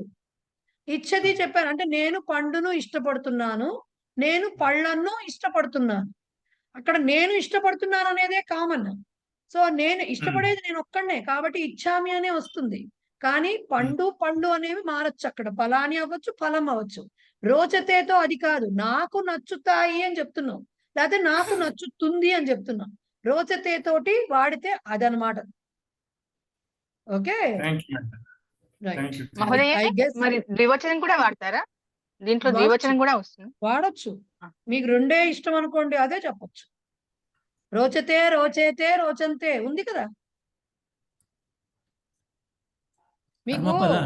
మీకు మామిడి పండు లేకపోతే ఏదైనా ఒక రెండు ఇష్టం అనుకోండి, మీరు దాని అలా చెప్పొచ్చు. ఓకే, నాకు పఠనం పాఠనం ఇష్టము అని చెప్పాను అనుకోండి, సపోజ్ నాకు పఠనం పాఠనం ఇష్టము, పఠనము పాఠనము రెండే చెప్తున్నా, మూడో చెప్పట్లే నేను అక్కడ.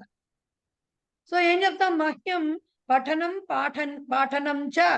అక్కడ రోచతే చెప్పొచ్చు, రోచతే చెప్పొచ్చు. ఎందుకు? చా చెప్పాం కాబట్టి. మీరు రెండింటిని కలిపి ద్వివచనంలో చెప్పడం అనేది ఇంకా మీకు రాలేదు కాబట్టి అంతవరకు వెళ్ళట్లేదు. ద్వివచనం చెప్తే అంతవరకు వెళ్ళాలి. పఠన పాఠనే అని చెప్పాలి. మహ్యం పఠన పాఠనే రోచేతే అని చెప్పాలి. సో అలా చెప్పచ్చు. లేదా రెండు పళ్ళే అనుకోండి, ఫలం ఫలే ఫలాని కదా, మహ్యం ఫలే రోచేతే. ఇది ఈజీ కదా, మహ్యం ఫలే రోచేతే అట్లా, రైట్? సో రోచతే దగ్గర కాస్త ఒళ్ళు దగ్గర పెట్టుకుని మాట్లాడాల్సి వస్తుంది అనమాట క్రియాపదం అది వాడేటప్పుడు. అదే ఇచ్చతికి వేరు, రోచతే వేరు. అది డిఫరెన్స్, ఆ చిన్న డిఫరెన్స్ పట్టుకోవాలి. మనం ఇష్టపడుతున్నాము ఆర్ ఇష్టపడుతున్నాడు అని చెప్పడం ఒకటి, నచ్చటం అనేది వేరు, రైట్? నచ్చటము అనేది వేరు. ఎస్, రమాయాః రోచతే, రమాభ్యః రోచతే, రెండు అనొచ్చు. ఎప్పుడు అనొచ్చు? రమాయా కర్మపదం ఏకవచనం. రమాయాహ ఏకవచనం. కాదండి, ఫస్ట్ పాయింట్ రమాయై. రమాయై పుష్పం రోచతే అనొచ్చు. రమాభ్య పుష్పం ఓకే. రోచతే అనొచ్చు. రమాయై పుష్పాణి రోచంతే అనొచ్చు. రమాభ్య ఓకే. పుష్పాణి రోచంతే అనొచ్చు. రైట్. ఓకే. రైట్. కర్మపదాన్ని బట్టే ఉంటుంది రోచితే వచనం. అక్కడ ఆ రోచతే అనేది ఎవరికి ఆ ప్రక్రియ జరుగుతుందో వాళ్ళకి చతుర్థి రావాలన్నారు కానీ నచ్చుతాయి నచ్చుతుంది రెండు నచ్చుతాయి అనేది మాత్రం మధ్యలో ఉన్న పదం మీద డిపెండ్ అవుతుంది. ఏమీ లేకుండా ఓన్లీ రోచతే అని చెప్పలేం కదా. రమాయై రోచతే అంటే కిం రోచతే, నెక్స్ట్ క్వశ్చన్ అదే వస్తుంది. రైట్. కిం రోచతే కాని రోచంతే, నెక్స్ట్ క్వశ్చన్ అదే వస్తుంది. సో అక్కడ డిఫరెన్స్ వస్తుంది. ఎస్ మూర్తి గారు చెప్పండి సార్, మీదే ఇంతవరకు హ్యాండ్ రైజ్ అవ్వలేదేంటా అని చూస్తుంది. లేదమ్మా, చెప్పండి సార్. ఇప్పుడు కొంచెం అంటే వింటున్నాను, మొట్టమొదటి నుంచి వింటున్నాను నేను. చెప్పండి సార్. అయితే ఇప్పుడు నాకు పళ్ళు ఇష్టము, నాకు పళ్ళు ఇష్టము, నేను పళ్ళు ఇష్టపడుతున్నానికి ఇచ్చేతికి ఇచ్చామి అని అంటావు. అహం ఉంది, అహం ఫలాని ఇచ్చామి.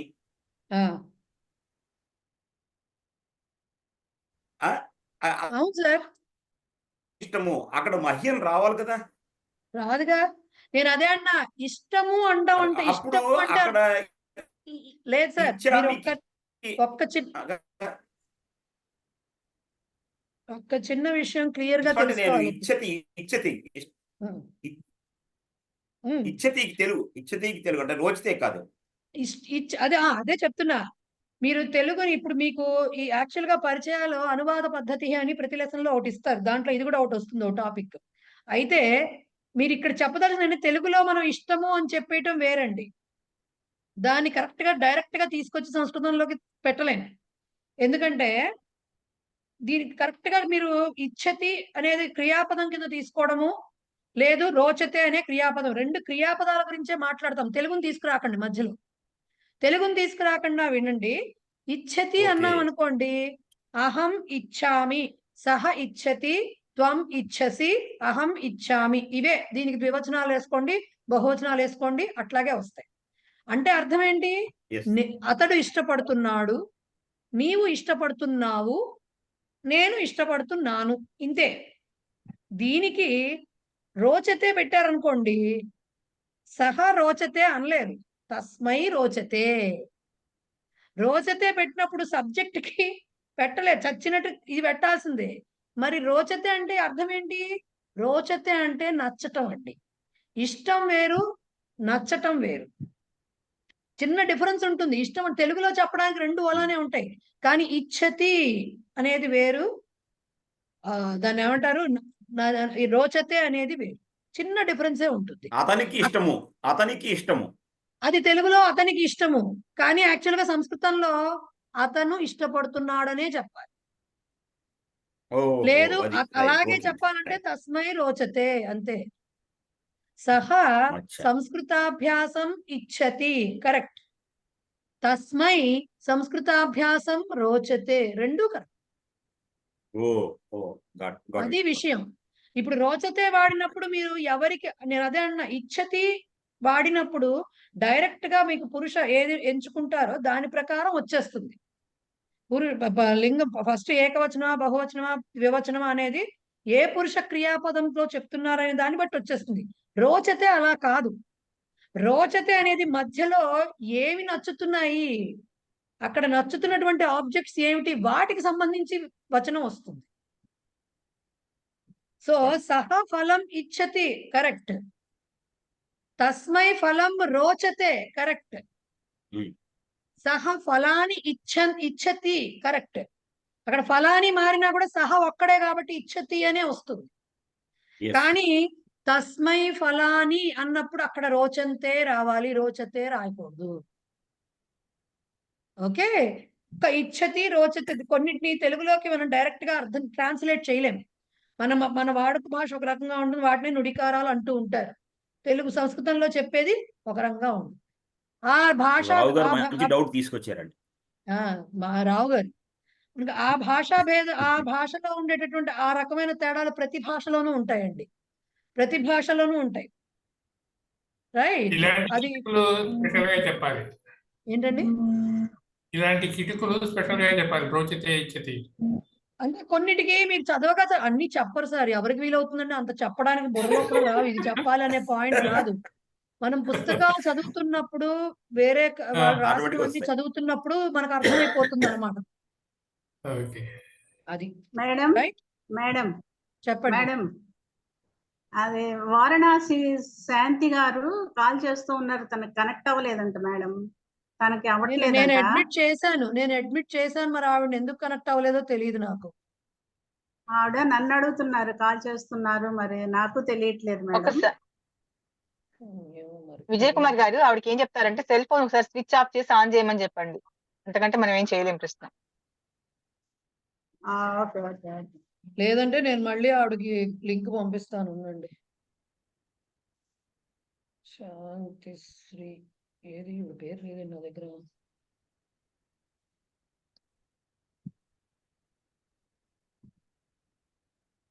శాంతిశ్రీ గారే కదా. వారణాసి శాంతి మేడం. అయితే శాంతి నాకు గారు లేట్ గా జాయిన్ అయ్యారండి. జాయిన్ అయ్యారా? మరి ఇప్పుడు ఇంకెవరు నాకు తెలియదు. వారణాసి నా దగ్గర పేరు ఉందో లేదో తెలియదు. పురుషోత్తం గారు అంటే చెప్తారు. నేను జాయిన్ చేశాను, త్రిశూల్ శాంతి అని ఉంటుంది మేడం. ఏంటది? త్రిశూల్ శాంతి త్రిశూల్ శాంతి అని ఉంటుంది. ఆ టీ అయితే శాంతిశ్రీ ఆ, నేను జాయిన్ చేసేసాను. మరి నాకు తెలీదు, పంపించాను అయినా ఆవిడకి. జ్యోత్స్న గారు చెప్పండి. మహోదయ, ఇప్పుడు తవతు ప్రత్యయంలో అహం ఫలం ఇష్టవతి అనాలి, అంతేనా? ఇష్టపడ్డాను పాస్ట్ టెన్స్ కాబట్టి. Okay, right. ధన్యవాదాలు. అయిపోయిందా? ఈ డౌట్ కొంచెం క్లియర్ అయినట్టుగానే అనిపిస్తోంది కదా. సో నెక్స్ట్ మనకి క్లియర్ అయింది పరిచయ. మేడం. ఓకే. సో పరిచయ పాఠ్యక్రమం ఎలా ఉంది ఏమిటి అనేది మొత్తం మనము చూద్దాం ఒకసారి.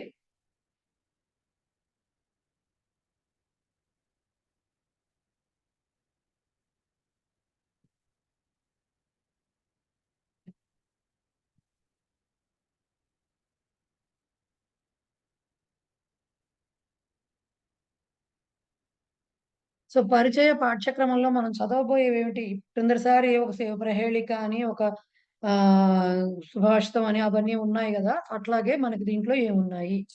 ఫస్ట్ది సూక్తి ఉంటుందండి. లాస్ట్కి చెప్పాను నేను, అదే సూక్తి ఉంటుంది. 2 భాషాభ్యాసం అని ఉంటుంది. భాషాభ్యాసం అంటే గ్రామర్, మనకు ప్రవేశాలో ఉన్నట్టుగానే భాషాభ్యాస అంటే గ్రామర్ పార్ట్ ఉంటుంది. గ్రామర్ పార్ట్ తర్వాత మీకు నెక్స్ట్ ఉండేది వ్యావహారిక శబ్దాలు ఉంటాయి. వ్యావహారిక శబ్దాలు అంటే సేమ్ మీకు లాస్ట్ టైం ఎట్లా ఉందో అట్లాగే కొన్ని వర్డ్ మీనింగ్స్ ఉంటాయి. అవి మీరు బట్టి కొట్టుకోవాలి. మనం అవి టచ్ చేయం ఇక్కడ. నెక్స్ట్ చాటు శ్లోక అని ఒకటి ఉంటుంది. జస్ట్ లైక్ ప్రహేళికలు ఉన్నట్టుగా మీకు చాటు శ్లోకాలు లాంటివి కొన్ని ఉంటాయి. ఆ శ్లోకం ఇస్తారు, తాత్పర్యం మనం ఇక్కడ వాళ్ళు ఇస్తారు పుస్తకంలో, మనం చెప్పుకుంటాము. దాన్నే మీరు అక్కడ కూడా వాళ్ళు అలాగే అడుగుతారు. సమస్య అనేది ఒకటి ఉంటుంది. యూజువల్ గా తెలుగులో సమస్య పూర్ణం అని వినుంటారు మీరు. అంటే సమస్య అంటే ఏమిటి అనేది కూడా మనం చూస్తాం. ఇవి 2 కూడా ప్రహేళికల పార్ట్ లోనే ఈ 2 అదే పద్ధతిలో ఉంటాయి.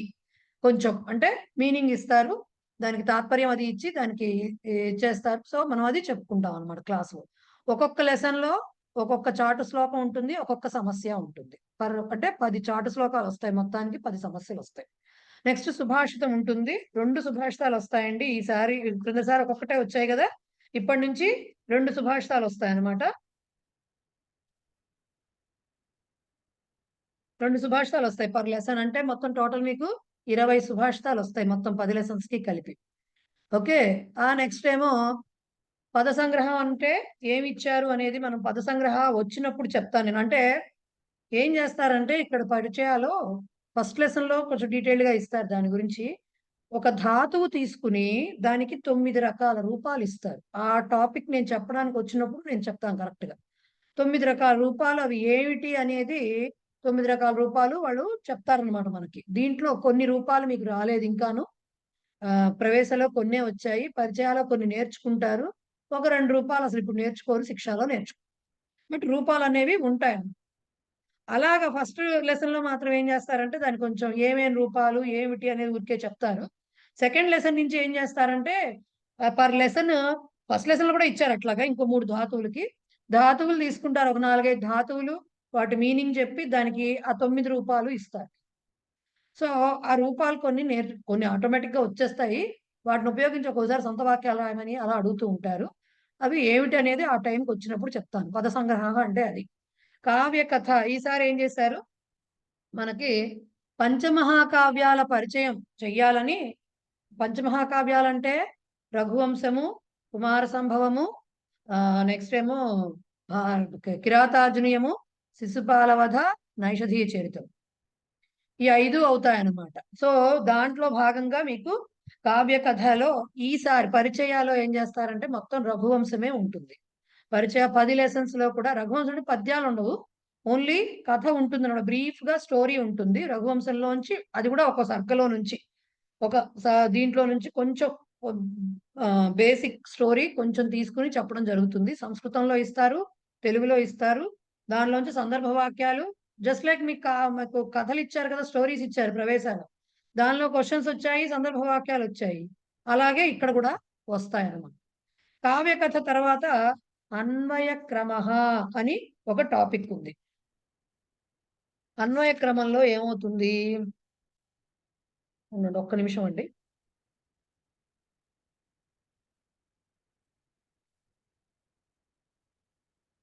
రామాయణంలో నుంచి కొన్ని శ్లోకాలు తీసుకుని అన్వయ క్రమంలో మనకి కొన్ని సెలెక్టెడ్ శ్లోకాలు మొత్తం 20 పాఠాలు 10 పాఠాల మీద 30 శ్లోకాలు ఏమో వస్తాయి.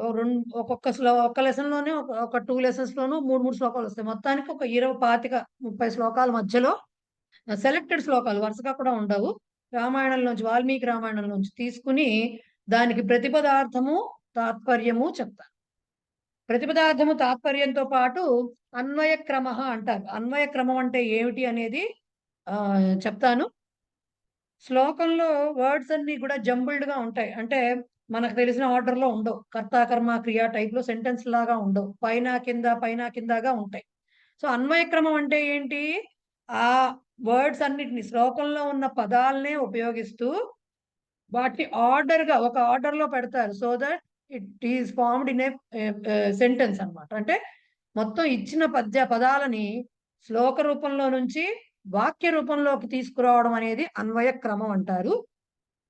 ఇప్పుడు దీంట్లో అది కూడా చెప్తారు. అంటే ఒక శ్లోకం చదివితే రామాయణం నుంచి ఒక శ్లోకం ఇస్తే దానికి అన్వయ క్రమం ఏంటో చెప్తారు. పద విభాగము, అన్వయ క్రమము, అన్వయార్థము అంటే అన్వయ క్రమం రాసిన తర్వాత ఒక్కొక్క పదానికి అర్థము, తర్వాత తాత్పర్యము. ఇవన్నీ అన్వయ క్రమ అనేటటువంటి టాపిక్ లో కవర్ అవుతాయి.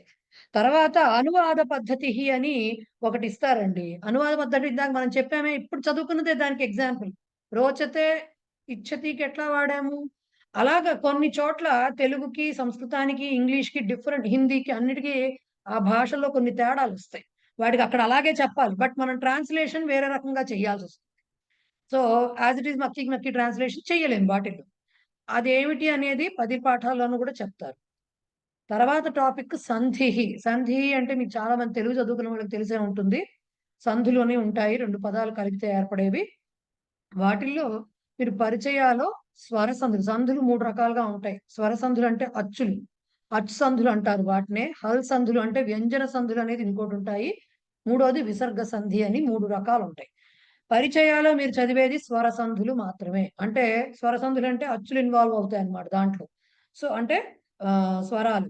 సో సవర్ణ దీర్ఘ, గుణ, ఎణ్, వృద్ధి, యాంతావాంత దేశందన అదొకటి. దాంట్లో 2 రకాలు ఉంటాయి. అదొకటి ప్రపూర్వ రూపం అని అదొకటి, ప్రకృతి భావం అని, ఇలా 7 రకాల సంధులు మీరు చదువుతారనమాట దీంట్లో పరిచయాలు. నెక్స్ట్ సంగ్రాహ్య విషయాలు అని చెప్పి ఉన్నాయి. దాంట్లో బేసిక్ గా మీకు చూడండి, ఇప్పుడు మనకు కొన్ని ఫేమస్ థింగ్స్ ఉంటాయి, ఫేమస్ నెంబర్స్. అంటే 2-2గా ద్వంద్వాలుగా ప్రసిద్ధి చెందినవి, 3-3గా ప్రసిద్ధి, అంటే ఆ 3 దీనిగా ప్రసిద్ధి, ఆ 3గా చెప్తూ ఉంటారు చూడండి. ప్రస్థానత్రయం అంటూ ఉంటారు, రైట్? అట్లాగా కానీ, లేకపోతే 4-4గా, ఇప్పుడు ధర్మార్థ కామ మోక్షాలు అంటే చతుర్విధాలు అంటారు కదా, పురుషార్థాలు. అలా 4-4గా, 5-5గా ఇలా ఉంటాయి మనకి. ఓకే, సో 6-6గా, ఉన్న షడ్రసాలు ఇవి ఉంటాయి కదా మనకి, షడ్రుచులు, నవరసాలు, ఇలా 10 దిశలు ఇలా మాట్లాడతాం కదా. సో ఇలాగా ఒక్కొక్క లెసన్ లో ఒక్కొక్క నెంబర్ గురించి ఉన్నటువంటి కొన్ని చెప్తారు. వీటిని తెలుసుకోవాలి బేసిక్ గా. అంతకంటే ఎలాబరేట్ గా మనం వెళ్ళాం, ఊరికే చెప్పుకుంటాం. దానికి కొన్నింటికి ఊరికే మీనింగ్ ఏంటనేది తెలుసుకుంటాం అంతవరకే. దాంట్లో అవి ఆడ్ వన్ అవుట్ లో వాటిలో ఇవ్వడానికి అవకాశం ఉంటుంది అనమాట. అంటే ఇప్పుడు పురుషార్థాలు 4 ఉన్నాయనుకోండి, 4 3 ఇచ్చి ఇంకోటి ఏదో ఇస్తారు. సో 4 అది ఆడ్ వన్ అవుట్ అవుతుంది కదా. సో అట్లాగా 2 నెంబర్ 2 నుంచి నెంబర్ 12 వరకు ఈ 10 పాఠాల్లో మీకు ఇస్తారు సంగ్రాహ్య విషయాలు. అవి కూడా మనం టూకీగా టచ్ చేస్తాం, సూక్తులు. సో మొత్తానికి మీకు ఉండేటటువంటి నెక్స్ట్ సంగ్రాహ్య విషయాల్లో ఇంకోటి కూడా ఉంటుందండి. శిష్టాచారం అని ఒకటి ఉంటుంది. అది నేను ఇక్కడ ఇచ్చేయలేదు, ఎందుకంటే ఇట్ ఈస్ పార్ట్ ఆఫ్ సంగ్రాహ్య విషయాలు. శిష్టాచారము అంటే ఏంటంటే, మనం జనరల్ గా చాలా మంది చేస్తూ ఉంటారు కదా. పొద్దున్న లేవంగానే ముందు కరాగ్రే వసతే అని చదువుకుంటూ ఉంటారు. భూమి మీద కాలు పెట్టేటప్పుడు ఒక శ్లోకం అని, తీర్థం తీసుకునేప్పుడు ఒక శ్లోకం అని, గోవు చుట్టూ పూజ చేసేప్పుడు అట్లా అట్లా రకరకాలు ఉంటాయి. స్నానం చేసేప్పుడు ఇలా వీటిలో కొన్ని తీసుకుని ప్రతి లెసన్ కి ఒకటి చొప్పున అది చెప్పారు. అది కూడా మనం మీనింగ్ చెప్పుకుంటాము దీంట్లో. అవన్నీ చెప్పుకుంటాం. మనం టోటల్ గా క్లాస్ లో టచ్ చేయండి ఏమిటి అంటే కావ్య కథ అండి. మనం టచ్ చేయాలి. పద సంగ్రహ కూడా ఫస్ట్ లెసన్ లో అసలు అవి ఏంటో రూపాలు తెలియాలి కాబట్టి చెప్తాను నేను. తర్వాత నుంచి అది ఎవరికి వాళ్ళు చదువుకోవాల్సింది. ఎందుకంటే వాళ్ళ ధాతువు, దాని మీనింగ్, దాని కింద 9 రూపాయలు ఇచ్చేస్తారు అంతే, ఒక 4-5 ధాతువులకి ప్రతి లెసన్ కి. అవేం మనం చెప్పుకోము ఇక్కడ. ఓన్లీ ఫస్ట్ అసలు ఆ రూపాలు ఏమిటి అనేది మీకు చెప్పాలి కాబట్టి చెప్తా ఫస్ట్ లెసన్ లో. సో మిగతావన్నీ మనము క్లాస్ లో కవర్ చేస్తాం. రైట్, ఓకేనా?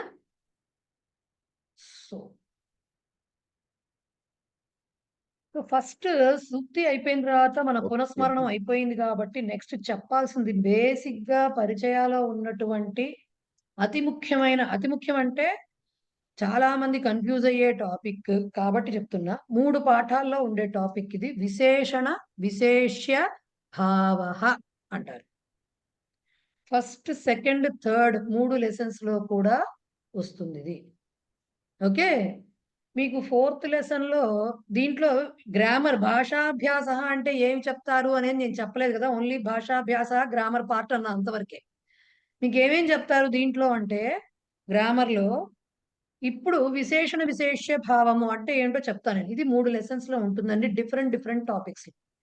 విశేషణం అంటే అందరికీ తెలుసు, ఎడ్జెక్టివ్. విశేష్యము అంటే, ఎడ్జెక్టివ్ అంటే ఏంటండి? నామవాచకం యొక్క గుణమును తెలిపేది. Okay, which describes the noun. గుణవాచక శబ్దాలని విశేషణాలు అంటారు. గుణం చెప్పాలి అంటే అది ఎలా ఉందో చెప్పడం అనమాట, డిస్క్రైబ్ చేయడం, వర్ణించడం. సో దేన్ని వర్ణిస్తున్నారో దాన్ని విశేష్యము అంటారు. అంటే మన భాషలో నౌన్, నామవాచకం. సో ఇవి ఎన్ని రకాలుగా అయినా ఉండొచ్చు. విశేషణాలు అనేవి కేవలం పొడుగ్గా, పొట్టుగా, లావుగా, సన్నగా, లేకపోతే తెల్లగా, నల్లగా అనేవే కాదు. సంస్కృతంలో నంబర్స్ విశేషణాలే అవుతాయి. ఆర్డినల్స్ అనేవి ఉంటాయి. ఆర్డినల్స్ అంటే మనం 1, 2, 3 అనేవి నెంబర్లు, అందరికీ తెలుసు, సంఖ్యలు. అలా కాకుండా ఆర్డినల్స్ అంటే 1, ఫస్ట్, సెకండ్, థర్డ్ అంటాం కదా, పొజిషనింగ్. 1 అవ్వ, 2 అవ్వ, 3 అవ్వ అంటాం కదా, అవి విశేషణాలే అవుతాయి సంస్కృతంలో. అలాగే అన్సర్టనిటీ చెప్తాం అనమాట. అంటే ఎవరో సంవన్ అన్నట్టుగా చెప్తాను చూడండి, అట్లాగా వచ్చేవి కూడా కొన్ని ఉన్నాయి. దాన్ని చిత్ చన ప్రయోగం అంటారు. అది వచ్చినప్పుడు చెప్తాం, 3వ పాఠంలోనే అక్కడ వస్తుంది అది మీకు. సో ఇవన్నీ కూడా విశేషణాలు అవుతాయి అనమాట. అన్ని దీంట్లో సంస్కృతంలో విశేషణాలు అవుతాయి. అందుకని ఈ విశేషణ విశేష భావాన్ని 3 లెసన్స్ లో, 3 లెసన్స్ లో డిస్ట్రిబ్యూట్ చేసి చెప్పారు, డివైడ్ చేసి. ఓకే, సో ఇది మెయిన్ గా చదువుతాము. తర్వాత 4th లెసన్ లోకి వచ్చేసరికి ఏం చదువుతాము అంటే, మనకి 5 లకారాలు మనం చదువుకుంటాము అనుకున్నాం. 4 చదివాం ప్రవేశాలు. 5వ లకారం ఏంటంటే లింగ్ అనే లకారం చదువుతాం. లింగ్ అనేది చదువుతాము 4th లెసన్ లో. తర్వాత అసలు టాపిక్ స్టార్ట్ అవుతుంది. కర్మణి ప్రయోగము, which is the essence of Sanskrit. అంటే మన సంస్కృతంలో మీరు ఎక్కువగా వాడేది ప్యాసివ్ వాయిస్. మీరు చాలా, అంటే మీరు మామూలుగా ఇప్పుడు వాడుకలో మీరు చిన్న చదివి రాసే వాక్యాలు కాదు, స్టోరీ బుక్స్ కానీ అవి ఏమన్నా చదువుతున్నప్పుడు మీకు బాగా వచ్చేది ప్యాసివ్ వాయిస్. నేను చేశాను అని చెప్పరు, నా చేత చేయబడింది అన్నట్టుగా చెప్తూ ఉంటారు. ఈ రకమైన ప్రయోగం ఎక్కువగా కనపడుతూ ఉంటుంది అనమాట. సో ఇది కర్మణి ప్రయోగము. కర్మణి ప్రయోగం ఎప్పుడైతే ప్యాసివ్ వాయిస్ వచ్చిందో దానికి సంబంధించి మళ్ళీ లకారాలు ఉంటాయి, రూపాలు ఉంటాయి బేసిక్ గా. సో మీరు ఇప్పుడు చదివినటువంటి ప్రవేశంలో 4 లకారాలు ఏవైతే చదివారో అంటే భవిష్యత్ చదవంగానే కర్మణిలో మళ్ళీ మరి కర్మణిలో ఇప్పుడు నేను చేశాను, చేస్తున్నాను అన్న ప్రెసెంట్ టెన్స్ లో ఉంటున్నప్పుడు కర్తరి ప్రయోగం అంటే యాక్టివ్ వాయిస్ లో చెప్తున్నప్పుడు నా చేత చేయబడుతున్నది అనేది కూడా అన్ని కాలాల్లోనూ ఉండడానికి అవకాశం ఉంటుంది కదా. సో అలాగే కర్మణి ప్రయోగంలో కూడా అన్ని కాలాలు చదువుతాము అంటే ఉన్నంత వరకు. నెక్స్ట్ భావే అని కూడా మీకు ప్రవేశాలో చెప్పాను. కర్తరి, కర్మణి, భావే అని 3 ప్రయోగాలు ఉంటాయని చదువుకున్నాం. భావే అంటే ఏమిటో అనేది కూడా లాస్ట్ 1-2 లెసన్స్ లో ఉంటుంది, అది కూడా చదువుకుంటాము. తర్వాత ఈ కర్మణి ప్రయోగానికి సంబంధించినటువంటి 3 ప్రత్యయాలు చదువుతాము. ఒకటి క్త అనే ప్రత్యయం విచ్ ఈస్ యూజ్డ్ ఫర్ భూతకాలం. అంటే మనకి లంగ్ కి కర్తరి లంగ్లకి తవతు వాడినట్టే కర్మణి లంగ్ కి తా వాడతారు, అదొక ప్రత్యయం చదువుకుంటాము. నెక్స్ట్ తవ్యత్ అని ఇయర్ అని 2 ప్రత్యయాలు చదువుతాము లాస్ట్ లో. అంటే ఐ గెస్ 8th లెసన్ ఆ టైంలో వస్తుంది. అవేంటవి అంటే లింగ్ లకారం ఏదైతే ఉందో కర్తరిలోకి మనం చదువుకుంటామని చెప్తున్నాను ఇప్పుడు నేను. దానికి ఆల్టర్నేటివ్ కర్మణిలో కర్త, అది మీకు వచ్చినప్పుడు చెప్తాను. సో ఆ ప్రత్యయాలు మొత్తం 3 ప్రత్యయాలు చదువుతారు. బేసిక్ గా ఇది గ్రామర్ పార్ట్ తెలుగు మన పరిచయ పుస్తకంలో. సో ఒక్కొక్కటి వెళ్తున్న కొద్దీ in front there is crocodile festival అన్నట్టుగా మనం చెప్పుకోవచ్చు అనమాట బేసిక్ గా. ఎందుకంటే తెలుసు నాకు అంటే ఎలా ఫీల్ అవుతారు, బట్ ఒక్కసారి ఎంజాయ్ చేస్తారు. అది భాష అంటే ఇంట్రెస్ట్ ఉంటే మాత్రం you will enjoy. Okay, so ఎన్ని రకాల కొంచెం మెమరీ కొద్దిగా కావాలి, కొంచెం కృషి కొంచెం చేయాల్సి వస్తుంది, అంతకుమించి వేరే ఏమీ లేదు. రైట్. సో మనం ఫస్ట్ టాపిక్ ఏమనుకున్నాము, విశేషణ విశేష్య భావ. ఇప్పుడు యాక్చువల్ లెసన్ లోకి వెళ్తున్నామండి మనం. విశేషణము మనకి తెలుగులో కూడా తెలుసు మనకి. అతడు పొడవుగా ఉన్నాడు అంటే అతన్ని అక్కడ డిస్క్రైబ్ చేస్తున్నాం, వర్ణిస్తున్నాం. ఎలా ఉన్నాడు, రాముడు ఎలా ఉన్నాడు, అజానుబాహుడు, ప్రసన్న వదనుడు, ఇవన్నీ చెప్తూ ఉంటాం కదా రాముడిని చూడంగానేను. ఓకే, సో ఇంకా ఎవరినైనా వర్ణించాలంటే పొడుగుగా, ఇంత పొడుగున్నాడు, ఇంతలా ఉన్నాడు, నీలమేఘ శ్యాముడు, ఇలా చెప్తామా? సో ఇవన్నీ రాముడికి విశేషణాలే కదా. విశేషణము అంటే దాన్ని ఆయన్ని రాముడిని డిస్క్రైబ్ చేస్తున్నాడు, వర్ణిస్తున్నటువంటి మాటలు. ఓకే, సో విశేష్యము అంటే రామ అంటే ఎవరినైతే వర్ణిస్తున్నామో వాళ్ళు, ఎవరి ఆ వర్ణన ఎలాంటి పదాలతో వాడుతున్నామో ఆ పదాలని విశేషణాలు అంటారు.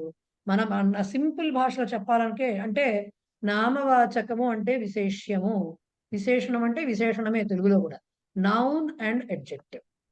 దీనికి ఏముందండి పెద్ద విషయమా చెప్పేది అంటే చాలా పెద్ద విషయం అండి సంస్కృతంలో, అది తెలుగులో కాదండి. ఎందుకంటే తెలుగులోకి వచ్చేసరికి మీకు విశేషణాలన్నీ మామూలుగా ఉంటాయి. ఆ సుందర వదనుడు, ఆ నీలమేఘ శ్యాముడు, ఆ ఆజానుబాహుడు అయిన రామునితో అని చెప్పేస్తాము, రైట్. కానీ సంస్కృతంలో అలా చెప్పరండి. ఇక్కడ రామునితో అని చెప్పామంటే ఆయనకు సంబంధించిన ఇవన్నీ కూడా నీలమేఘ శ్యామునితో, సుందర వదనునితో, ఇలా అన్నిటికీ కూడా విభక్తి రావాలి, అన్నిటికీ కూడా విభక్తి రావాలి. సో తెలుగులో చెప్పినట్టుగా మన సంస్కృతం ఇంగ్లీష్ లో కూడా ఏం చెప్పేస్తారు, అన్ని డిస్క్రైబ్ చేసే వర్డ్స్ అడ్జెక్టివ్స్ అన్నిటిని కామాతో అన్ని పెట్టుకుంటూ చివరిగా ఫర్ దాట్ పర్సన్ అని చెప్పేస్తారు. సరే, దాంట్లో ఎలాగో చెప్పక్కర్లేదు, విభక్తి పక్కనే సెపరేట్ గా ఉంటూ ఉంటుంది. బట్ సంస్కృతంలో అలా కాదు. ఏదైతే విశేషానికి, విశేష్యం అంటే నామవాచకానికి విభక్తి ఉంటుందో అదే విభక్తి దాన్ని డిస్క్రైబ్ చేస్తున్నటువంటి విశేషణాలు అన్నిటికీ ఉంటాయి. ఒకదానికి ఉంటే సరిపోదండి, మళ్ళీ మీరు 10 వర్డ్స్ తో ఆయన ఒక వస్తువునో, ఒక మనిషినో, ఒక చిత్రాన్నో, ఒక సంఘటననో వర్ణిస్తున్నప్పుడు అన్నిటికీ అది రావాలి. ఓకే, అలాగే ఇక్కడ వచనం, ఇక్కడ రాముడు అనే చెప్తున్నాం, అక్కడ బాలకలు అని ప్లూరల్లో చెప్తున్నాం అనుకోండి. సపోజ్ అంటే కర్తృపదం వేరే విభక్తులు వేరే వచనంలో ఉందనుకోండి, విశేష్యము నామవాచకము, దానికి సంబంధించిన విశేషణాలన్నీ ఆ వచనంలో కూడా ఉండాలి. అలాగే వచనమే కాదు, విభక్తి కూడా, విభక్తి వచనం లింగం కూడా విశేష్యము. ఎందుకంటే మరి రాముడు అంటే ఇక్కడ ఏముందండి తెలిసిపోతుంది మనకి. కానీ మనకి సంస్కృతంలో వృక్ష, ఆసంద ఇలాంటివన్నీ కూడా పుంలింగాలు మరి కదా. సో వాటికి సంబంధించినటువంటి ఎడ్జెక్టివ్స్ కూడా ఏవైతే ఉన్నాయో, ఇప్పుడు ఎందుకు చెప్తున్నాను, ఎత్తైన చెట్టు అనేస్తాం మనం, రైట్? ఎత్తైన చెట్టు విశేషణం, ఎత్తు చెట్టు ఎత్తుగా ఉంది అంటే విశేషణం. ఎత్తైన చెట్టు మీద, ఎత్తైన చెట్టు కింద, ఎత్తైన చెట్టు నుంచి ఇలా చెప్తూ ఉంటాం మనం. అక్కడ చెట్టు నుంచి, చెట్టు కింద, చెట్టు మీద ఉంటాయి, కానీ ఎత్తైన అనేది అదొక్కటే ఉంటుంది. సంస్కృతంలో అలా ఉండదు. ముందర ఎత్తైన చెట్టు అనడానికి ఏమంటాం, వృక్ష అంటాం. మరి ఎత్తని చెప్పనప్పుడు దానికి ఎడ్జెక్టివ్ కదా ఇది. దాన్ని ఈ వృక్ష అనేది పుంలింగంలో ఉంది, ఏకవచనంలో ఉంది, రైట్? వృక్ష ప్రథమా విభక్తిలో ఉంది కాబట్టి దాని విశేషణం కూడా ఉన్నత వృక్ష అనే చెప్తాం. లేదు ఇప్పుడు వృక్షాత్ పర్ణం పతతి అనుకున్నాం కదా మనం, తెలుసు మనకది. ఈ వృక్షాత్ మనం చెట్టు నుంచి పండు పడుతున్నది అన్నాం, ఎత్తైన చెట్టు నుంచి అని చెప్పాలి. తెలుగులో ఎత్తైన మారట్లేదు, చెట్టు నుంచి, చెట్టు వలన, చెట్టు నుండి, చెట్టు కింద ఇలా చెప్తున్నాం. కానీ సంస్కృతంలో ఏం చెప్పాల్సి వస్తుంది, మీనింగ్ అదే ఉంటుంది, ఎత్తైన చెట్టు నుంచి అనే ఉంటుంది. కానీ ఆ ఎత్తైన అనే దానికి ఉన్నత వృక్షాత్ అని చెప్పకూడదు. ఇక్కడ వృక్షాత్ అని పంచమి రాసేసరికి దానికి సంబంధించినటువంటి ఎడ్జెక్టివ్ ఏదైతే ఉందో ఉన్నత అనేది దానికి కూడా ఉన్నతాత్ అని రావు, ఉన్నతాత్ వృక్షాత్ అనే రా. వృక్షేభ్య అని బహువచనంలో చెప్పామనుకోండి, ఉన్నతేభ్య అని దానికి రాయాలి. స్త్రీలింగంలో లత అని చెప్పామనుకోండి, లత అంటే దానికి ఉన్నత అని చెప్పలేం కదా. లతాకి దీర్ఘ అని చెప్పొచ్చు, పొడవైన తీగ అని చెప్పొచ్చు, దీర్ఘ అనాలి. లతయా అన్నాం అనుకోండి, దీర్ఘయా అనాలి. లతాయాహ అన్నాం అనుకోండి, దీర్ఘాయాహ లతాయాహ అనాలి. సో చెప్పదలుచుకుంది ఏంటంటే, విశేష్యము నామవాచకం ఏదైతే ఉందో అది ఏ లింగము, ఏ విభక్తి, ఏ వచనంలో ఉందో దానికి సంబంధించినటువంటి విశేషణము కూడా అదే లింగము, అదే వచనము, అదే విభక్తిలో ఉండి తీరాలి. ఇది విశేషణ విశేష భావం. వీడు మూడు పాఠాల్లో చదివేటటువంటి టాపిక్ కి థంబ్ రూల్. దాన్నే ఒక శ్లోక రూపంలో మీకు చెప్తారనమాట. యల్లింగం యద్వచనం యా విభక్తి విశేష్యస్య తల్లింగం తద్వచనం సా విభక్తి విశేషణస్యాపి అనే శ్లోకం ఒకటి మీకు ఇచ్చారు. యల్లింగం అంటే యత్ లింగం, యల్లింగం యద్వచనం అంటే యత్ వచనం. ఇవన్నీ సందులు కలిసి వచ్చిన రూపాలు, ఇప్పుడే మీకు అక్కర్లేదు. యత్ లింగం ఏదైతే లింగమో, యత్ వచనం ఏదైతే వచనమో, యా విభక్తి, యా ఎందుకు వచ్చింది, విభక్తి అనేది స్త్రీలింగ పదం, ఇక్కడ దానికి విశేషణం అది, అందుకని యా వచ్చింది. ఏదైతే విభక్తి ఉందో దేనికి, విశేష్యస్య నామవాచకానికి ఏదైతే లింగము, ఏదైతే వచనము, ఏదైతే విభక్తి ఉందో తల్లింగం, తత్ లింగం, తత్ వచనం, సా విభక్తి అదే విభక్తి, విశేషణస్య అపి విశేషణానికి కూడా ఉంటుంది. బ్రెయిన్ లో బాగా ఫిక్స్ చేసుకోండి, బ్రెయిన్ లో బాగా ఫిక్స్ చేసుకోండి. యల్లింగం యద్వచనం యా విభక్తి విశేష్యస్య తల్లింగం తద్వచనం సా విభక్తి విశేషణస్య చాపి ఆర్ విశేషణస్యాపి. ఓకే, నామవాచకానికి ఏ లింగ విభక్తి వచనాలు ఉంటాయో దానికి సంబంధించిన విశేషణానికి కూడా అవన్నీ అప్లై అవుతాయి. నామవాచకం ఏకవచనం ఉంటే ఇది ఏకవచనం, అది పుంలింగం అయితే ఇది పుంలింగం, అది బహువచనం అయితే ఇది బహువచనం, అది చతుర్థి విభక్తి అయితే ఇది చతుర్థి విభక్తి. ఓకే, ఇది విశేషణ విశేష భావానికి థంబ్ రూల్, బండ గుర్తుగా పెట్టుకోవాల్సిన రూల్, నియమం. ఓకే, మరి ఈ పాఠంలో మనకి ఏం చేశారంటే, నార్మల్గా విశేషణాలు ఎలా ఉంటాయి, దానికి వాక్యాలు ఎలా ఉంటాయి అనేది చెప్పారు. మనకి తెలిసిన విశేషణాలు ఏమిటి చెప్పండి. మామూలుగా మంచి చెడు, నలుపు తెలుపు, పొడుగు పొట్టి, లావు సన్నం, పొడుగు లేకపోతే విశాలము, ఇలా సంకుచితంగా ఉండడము, ఇలాగే ఉన్నాయి కదా. ఇట్లాంటివన్నీ మనకి విశేషణాలు. సో ఇలాంటి విశేషణాలతోటి వాక్య నిర్మాణం ఎలా జరుగుతుందో ఒక్కసారి వాక్యాలు చూడండి. దాన్ని బట్టి నేను మీకు కరెక్ట్ గా చెప్తాను అనమాట.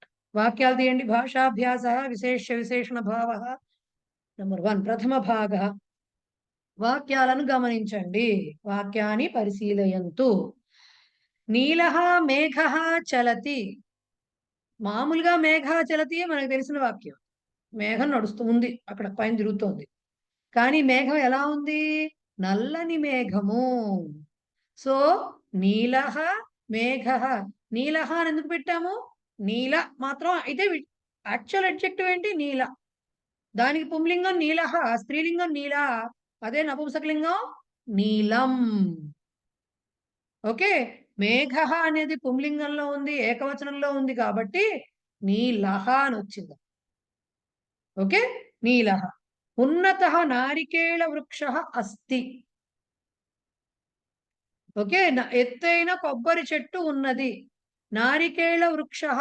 నారికేళం అవనండి, ఆమ్రం అవనండి పక్కన పెట్టండి. మనకు కావాల్సింది ఏంటి? వృక్ష. వృక్షః పుంలింగం కాబట్టి ఉన్నత శబ్దానికి 3 లింగాలు ఏమొస్తాయి? ఉన్నతః, ఉన్నతా, ఉన్నతం అని వస్తాయి. ఓకే. మనకి ఇక్కడ వృక్షం పుంలింగం కాబట్టి వృక్షః ఉన్నతః నారికేళ వృక్షః. సా చతురా బాలిక. ఆమె తెలివైన పిల్ల. ఓకే. మళ్ళీ 1 minute లో మళ్ళీ లాగ్ అవుతామండి. మళ్ళీ లాగిన్ అవ్వాలి. ఆమె తెలివైన బాలిక. చతురా బాలిక స్త్రీలింగం. స్త్రీలింగం ఏకవచనంలో ఉంది. ఇవన్నీ ప్రథమ విభక్తిలో ఉన్నాయి ప్రస్తుతానికి. సో అదే చెప్తా, అంటే అడ్జెక్టివ్ ని ఎక్స్ప్లెయిన్ చేస్తున్నారు అంతే. సో ఆమె తెలివైన బాలిక. బాలిక ప్రథమ విభక్తిలో ఉంది, స్త్రీలింగం ఏకవచనంలో ఉంది కాబట్టి చతుర శబ్దానికి చతురః, చతురా, చతురం అని 3 రూపాలు వస్తాయి. బాలిక స్త్రీలింగం కాబట్టి చతురా బాలిక వచ్చింది. సుందరం నగరం భారతే అస్తి. అందమైన నగరము భారతదేశమందు ఉన్నది. నగరం అంటే అయిపోయింది. నగరం నపుంసకలింగం, ఏకవచనం, ప్రథమా విభక్తి. సుందరం, సుందర శబ్దానికి సుందర అనేదే శబ్దం.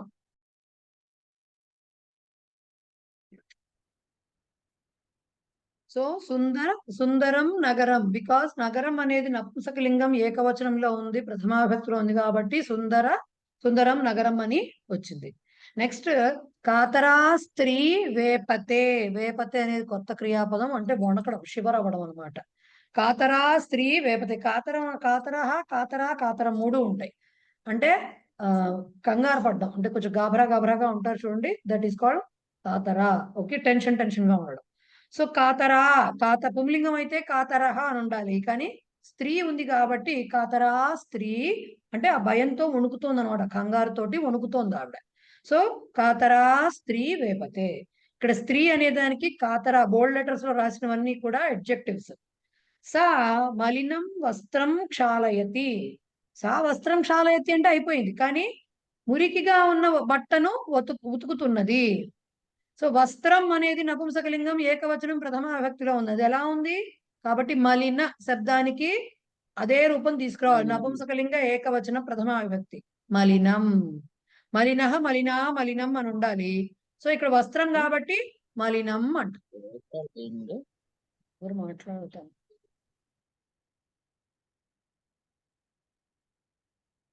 ఓకే. నెక్స్ట్ సౌండ్ వస్తుంది ఒకసారి నాకు.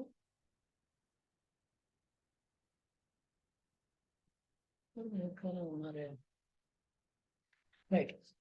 నెక్స్ట్ది వృక్షే ఉత్తమం ఫలం అస్తి. చెట్టు మీద చక్కటి పండు ఉన్నది, మంచి పండు ఉన్నది.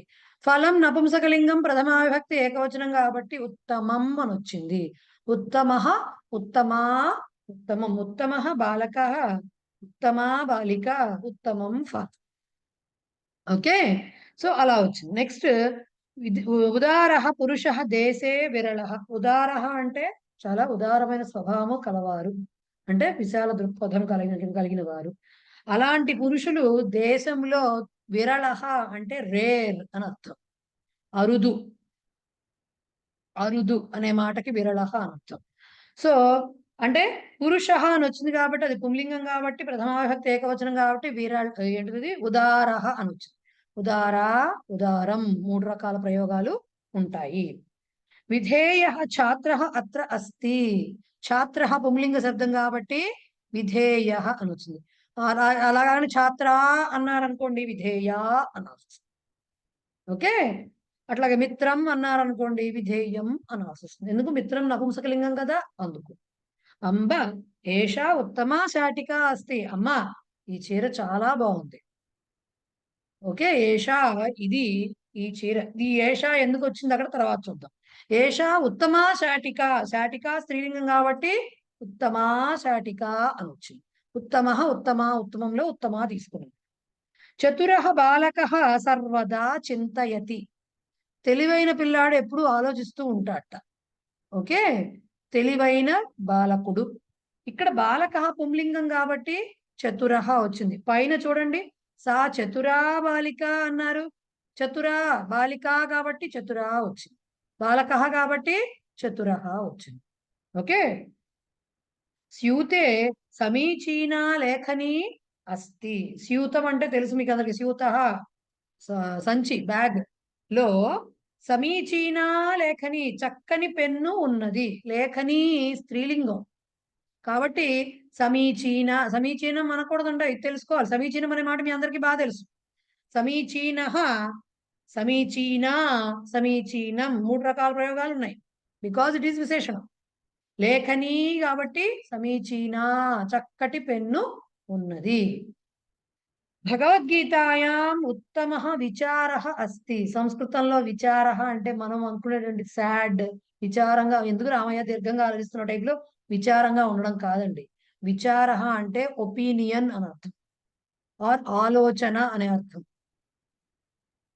ఆలోచన అనే అర్థం సంస్కృతంలో. భగవద్గీత యందు ఉత్తమః చక్కటి ఆలోచన, మంచి ఆలోచన, శ్రేష్టమైన ఆలోచన ఉన్నది. ఓకే, ఉత్తమః విచారః. విచారః అనేది పుంలింగం కాబట్టి ఉత్తమః. సుందరీ బాలికా నృత్యతి. సుందరి, సుందరః, సుందరి, సుందరం. సుందరా అనే ప్రయోగం కూడా ఉంది, బట్ మనకి ఇక్కడ సుందరి ఉంది కాబట్టి అదే ఫాలో అవుతుంది. సుందరి బాలిక నృత్యతి. అందమైన బాలిక నాట్యము చేస్తున్నది, నర్తిస్తున్నది. రైట్, బాలిక కాబట్టి సుందరి అని వచ్చింది. పైన కూడా సుందరం, సుందరం నగరం వచ్చింది పైన. ఓకే, బాలకః అని ఉందనుకోండి, సుందరః బాలకః అని వస్తుంది. పండితః శిక్షకః సమ్యక్ పాఠయతి. పండితుడైనటువంటి శిక్షకుడు అంటే టీచర్ చక్కగా బోధిస్తున్నాడు. శిక్షకః వచ్చింది కాబట్టి పండితః వచ్చింది. శిక్షిక వస్తే పండిత వస్తుంది. ఓకే,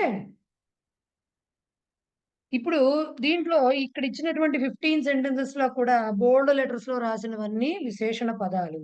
దాని పక్కనే జనరల్ గా ఏమవుతుందంటే విశేషణాలన్నీ ముందొస్తాయి, దానికి సంబంధించిన విశేషం చివరికి వస్తుంది మామూలుగా. ఓకే, సో జనరల్ టెండెన్సీ అది. సో విశేషణాలు, విశేష్యాలు అన్ని ఇక్కడ ఇచ్చారు.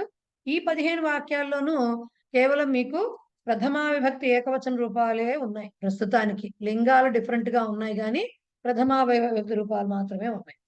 ఇంతవరకు అర్థమైంది కదండి? అర్థమైందా? చెప్పండి మేడం.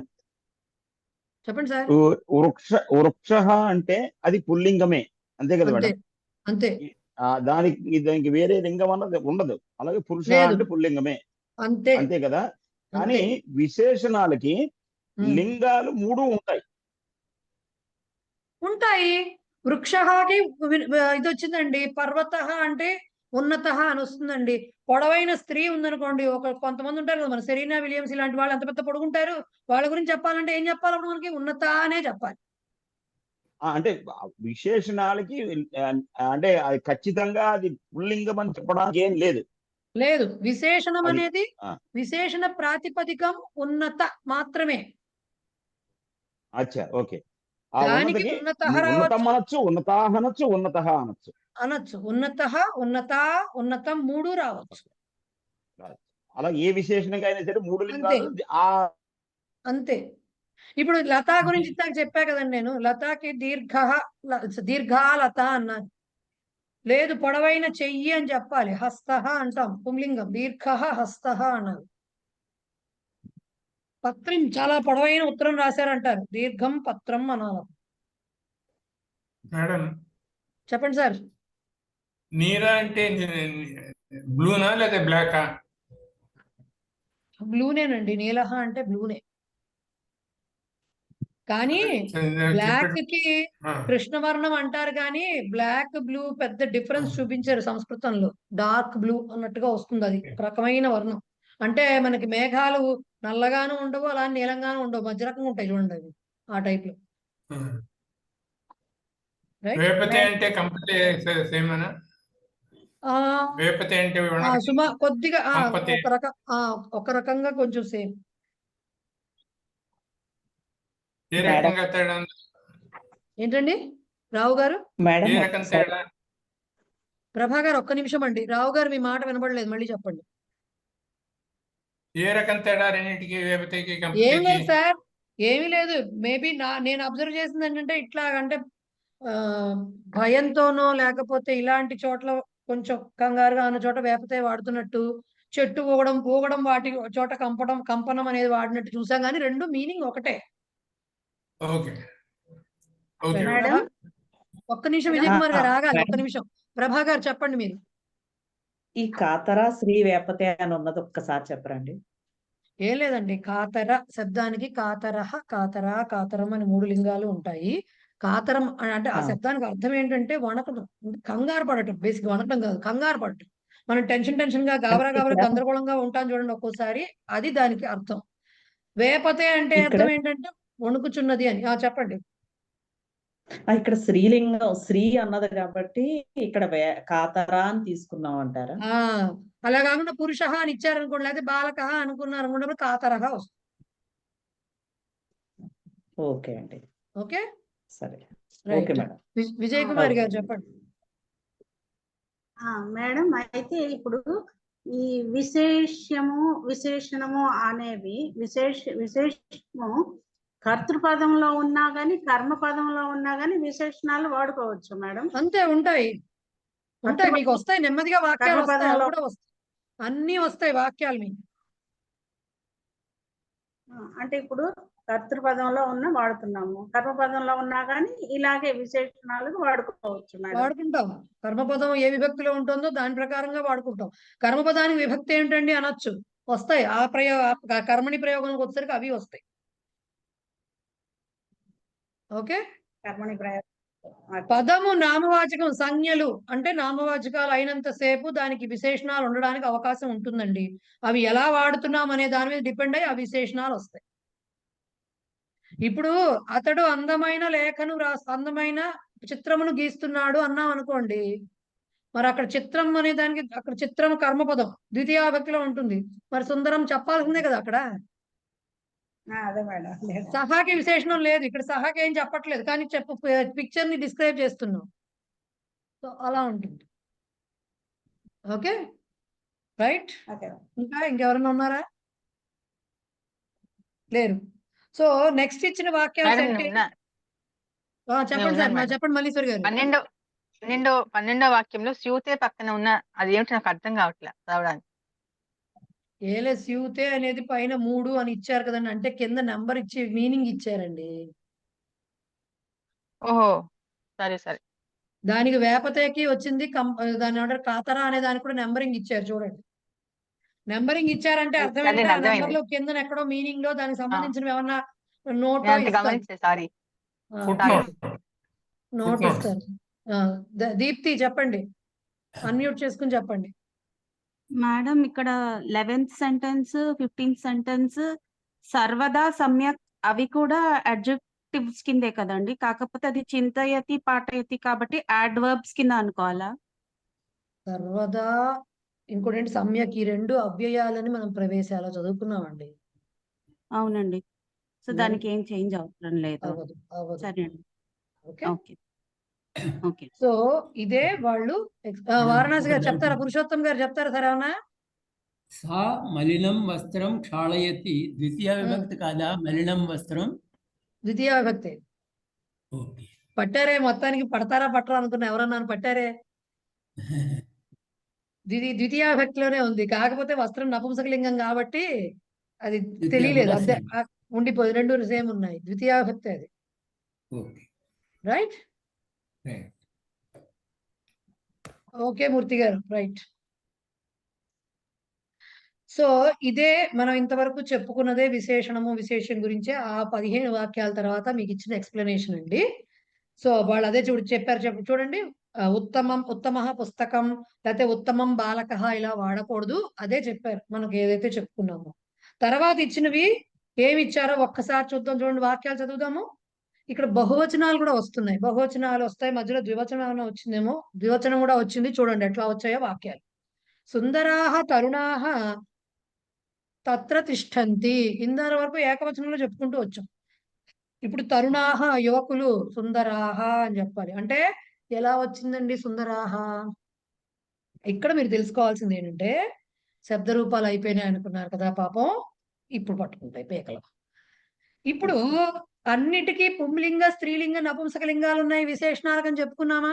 చతురహ చతుర చతురం, ఉత్తమ ఉత్తమ ఉత్తమం, సుందర సుందర ఇలాంటివన్నీ చెప్పుకున్నాం. సుందరి సుందరం ఇవన్నీ చెప్పుకున్నామా? ఇంకా చాలా వచ్చిన వాటి అన్నిటికీ విసర్గలు వచ్చాయి, దీర్ఘాలు వచ్చాయి, మమ్ములు కూడా వచ్చాయి, రైట్. మరి అవన్నీ ఎప్పుడైతే లింగం ఉందని చెప్పామో వాటి అన్నిటికీ విభక్తులు వస్తాయి కదండి. ఎలా వస్తాయండి? ఉత్తమ అని ఉందనుకోండి, ఇప్పుడు ఉత్తమ అకారాంత పుంలింగ శబ్దం అంటే రామశబ్దంలా వస్తుంది. ఉత్తమా అని ఉందనుకోండి, ఆకారాంత స్త్రీలింగం అంటే రమాశబ్దంలా వస్తుంది. ఉత్తమం అకారాంత నపుంసకలింగ శబ్దం అంటే జ్ఞాన శబ్దంలా వస్తుంది, రైట్. సో ఈ అదే సుందరి తీసుకొన్నింటికి ఈకారాలు కూడా వస్తాయి. సుందరి తీసుకుంటే ఈకారాంత స్త్రీలింగం అంటే గౌరీలాగా వస్తుంది. సో శబ్దాలు వెన్నంటుతూ ఉంటాయి, మర్చిపోవడానికి లేదు విభక్తులు.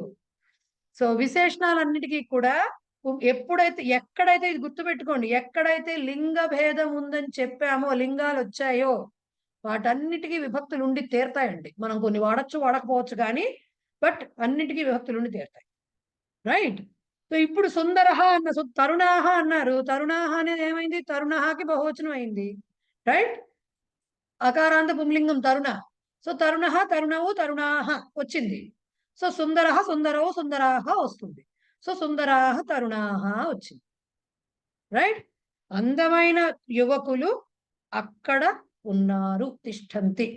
మీకు ఎందుకు వాక్యాలకు అర్థం చెప్తూ ఉంటానంటే, గబుక్కుని ఏ ట్రాన్స్లేషన్స్ కో అడిగితే తెలియాలి, అందుకని చెప్తున్నా, వాళ్ళు ఇవ్వలేదు కానీ. అందమైన యువకులు అక్కడ ఉన్నారు,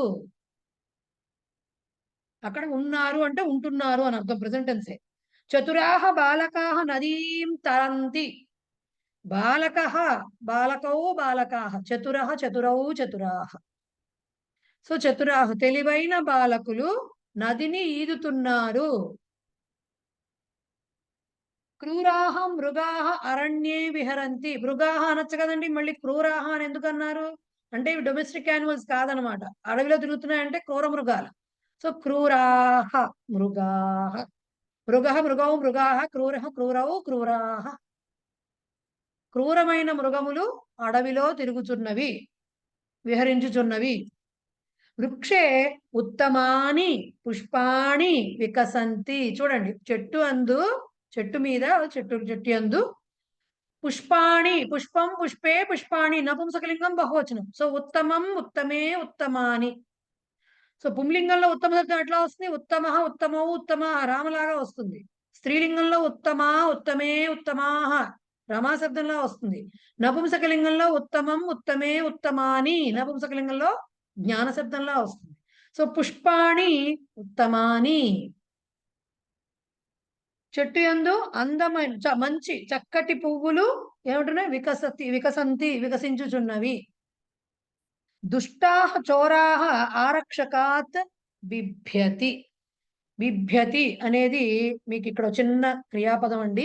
బిభేతి ఇదేమిటండి, ఏకవచనంలో ఉంది కదా అనకూడదు, ఏకవచనం దానికి బిభేతి. బిభేతి పఠతికి పఠంతి ఎలాగో బిభేతికి బిభ్యతి అనేది అలాగా, ఓకే. పఠతికి పఠంతి ఎలాగో, పఠతి ఏకవచనం పఠంతి బహువచనం కదా, బిభేతి ఏకవచనం, బిభ్యతి బహువచనం, నకారం ఉండదు దాంట్లో. సో దుష్టాహ చోరాహ, దుష్ట, దుష్టా, దుష్టం 3 రకాలు ఉంటాయి. ఇక్కడ చోరహ కాబట్టి బహువచనం వచ్చిన దుష్ట. మళ్ళీ మీరు ఇంకోటి కూడా గమనించుకోవాలండి. ఇక్కడ బాలిక అన్న చోట ఉత్తమ బాలిక అనేస్తాం, బానే ఉంది. ఓకే, ఎక్కడైనా ఈకారాంత లేఖని ఉందనుకోండి, ఉత్తమ లేఖని అన్నాం కదా. ఉత్తమ లేఖని ఉందనుకోండి, బహువచనం రాయాలంటే లేఖనీకి ఈకారాంతం కాబట్టి లేఖన్య బహువచనం వస్తుంది. ఉత్తమ ఆకారాంతం ఉత్తమాహ లేఖన్య అని రాయాలి. అంతనే ఉత్తమ్య లేఖన్య అని రాయకూడదు. ఎందుకంటే ఇవి పదాలు లెక్క కదా. మనకు సంస్కృతంలో పదము ఏం ఎండింగ్ అనే. ఉత్తమ అనే అడ్జెక్టివ్ కి ఉత్తమ పుంలింగం, ఉత్తమ స్త్రీలింగం, ఉత్తమం నపుంసకలింగం. అవి స్త్రీలింగం, ఆ లింగాల్లో అలాగే వస్తాయి రూపాలు. లేఖని అనేది ఈకారాంతం, దానికి బహువచనం రాయాలి. దానికి అడ్జెక్టివ్ ఉత్తమ అని పెట్టామనుకోండి, అది స్త్రీలింగం పదం కాబట్టి ఉత్తమ తీసుకుంటాం. బట్ ఇది ఆకారాంతం, దీనికే రాయాలి.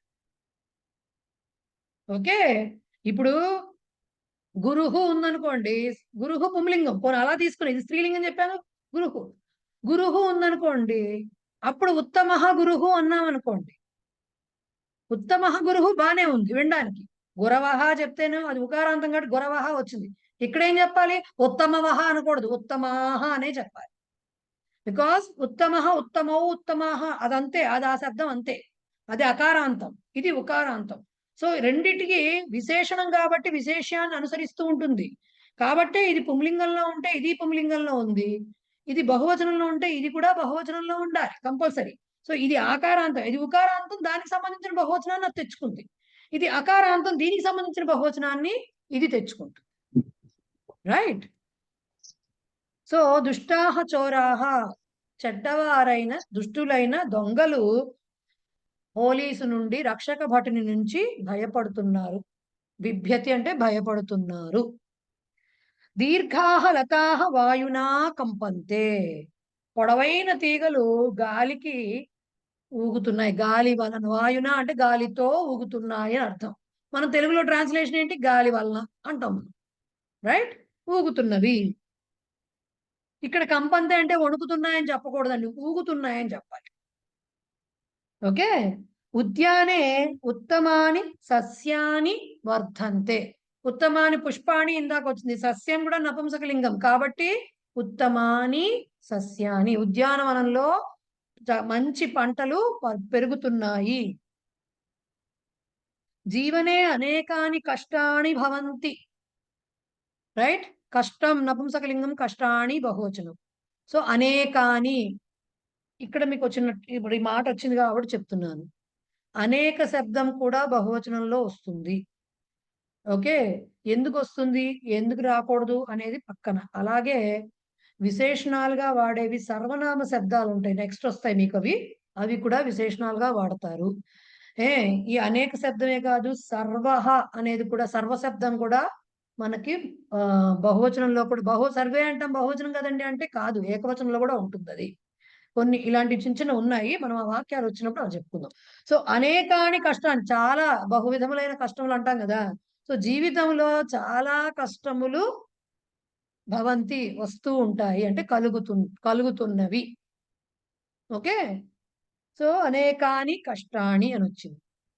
గ్రంథాలయే, ఇది చూడండి ఈ వాక్యం, గ్రంథాలయే సమీచీనౌ గ్రంథౌ స్తః. ద్వివచనంలో వచ్చిందండి. గ్రంథ, గ్రంథౌ, గ్రంథాహ. ఓకే, గ్రంథౌ ఎప్పుడైతే ద్వివచనంలో వచ్చిందో క్రియాపదం స్తః కింద మారిపోయింది. ద్వివచన క్రియాపదం అస్థిరాల సంతీరాల, స్తః వచ్చింది. గ్రంథాలు ఎలాంటివి ఉన్నాయి? సమీచీనౌ, సమీచీనః, సమీచీనౌ, సమీచీనాః. సో గ్రంథ పుంలింగం కాబట్టి అదే తీసుకుంటాం, సమీచీనౌ అని ద్వివచనంలో వచ్చింది. అలాగే రెండోది కూడా, తర్వాత వాక్యం కూడా చూడండి, బుద్ధిమత్యౌ బాలికే సమ్యక్ పఠతః. బాలికా శబ్దానికి ద్వివచనం బాలికే. బాలిక అనేది రమా శబ్దంలా వస్తుంది, ఆకారాంత స్త్రీలింగ శబ్దం.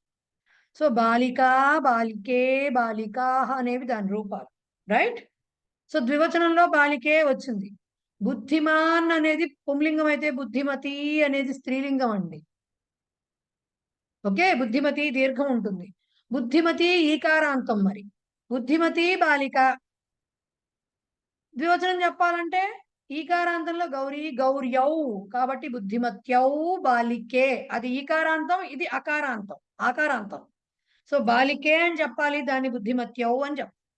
బహువచనం చెప్పాలంటే గౌర్య టైప్ లో బుద్ధిమత్య బాలికా అనే చెప్పాలి. దీందే ఈ లింగాలు మాత్రం సేమ్ అవుతాయి, వచనాలు సేమ్ అవుతాయి, అంతాలు సేమ్ ఉండవు. అన్నిటికీ అంతం ప్రకారం, ఏ అంతం ప్రకారం ఆ రకమైన రూపం వస్తుంది. ఓకే, పఠతః ద్వివచన క్రియాపదం వచ్చింది.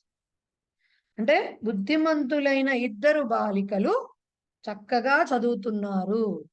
బుద్ధిమంతులైన ఇద్దరు బాలికలు కంపల్సరీ మెన్షన్ చేయాలని. కార్యక్రమే దక్షాః కార్యకర్తారః విరాజంతే. కార్యక్రమములో దక్షాః అంటే సమర్థులైన, కార్యకర్తలు విరాజంతే అంటే విరాజిల్లుతున్నారు అంటే ఉన్నారు చక్కగాను అని చెప్పడం. అంటే ఏంటి? కార్యకర్త, కార్యకర్తృ శబ్దం రుకారాంత శబ్దం. దాని మీకు కావాలంటే కర్తా శబ్దం ప్రవేశాలు ఇచ్చారు చూసుకోండి. కర్త, కర్తారౌ, కర్తారః అని వస్తుంది. అది కార్య అనేది ఎక్స్ట్రా అడిషన్. కార్యకర్త, కార్యకర్తారౌ, కార్యకర్తారః బహువచనం, పుంలింగ శబ్దం. సో దక్షాః, దక్షః, దక్షౌ, దక్షాః, దక్షాః కార్యకర్తారః.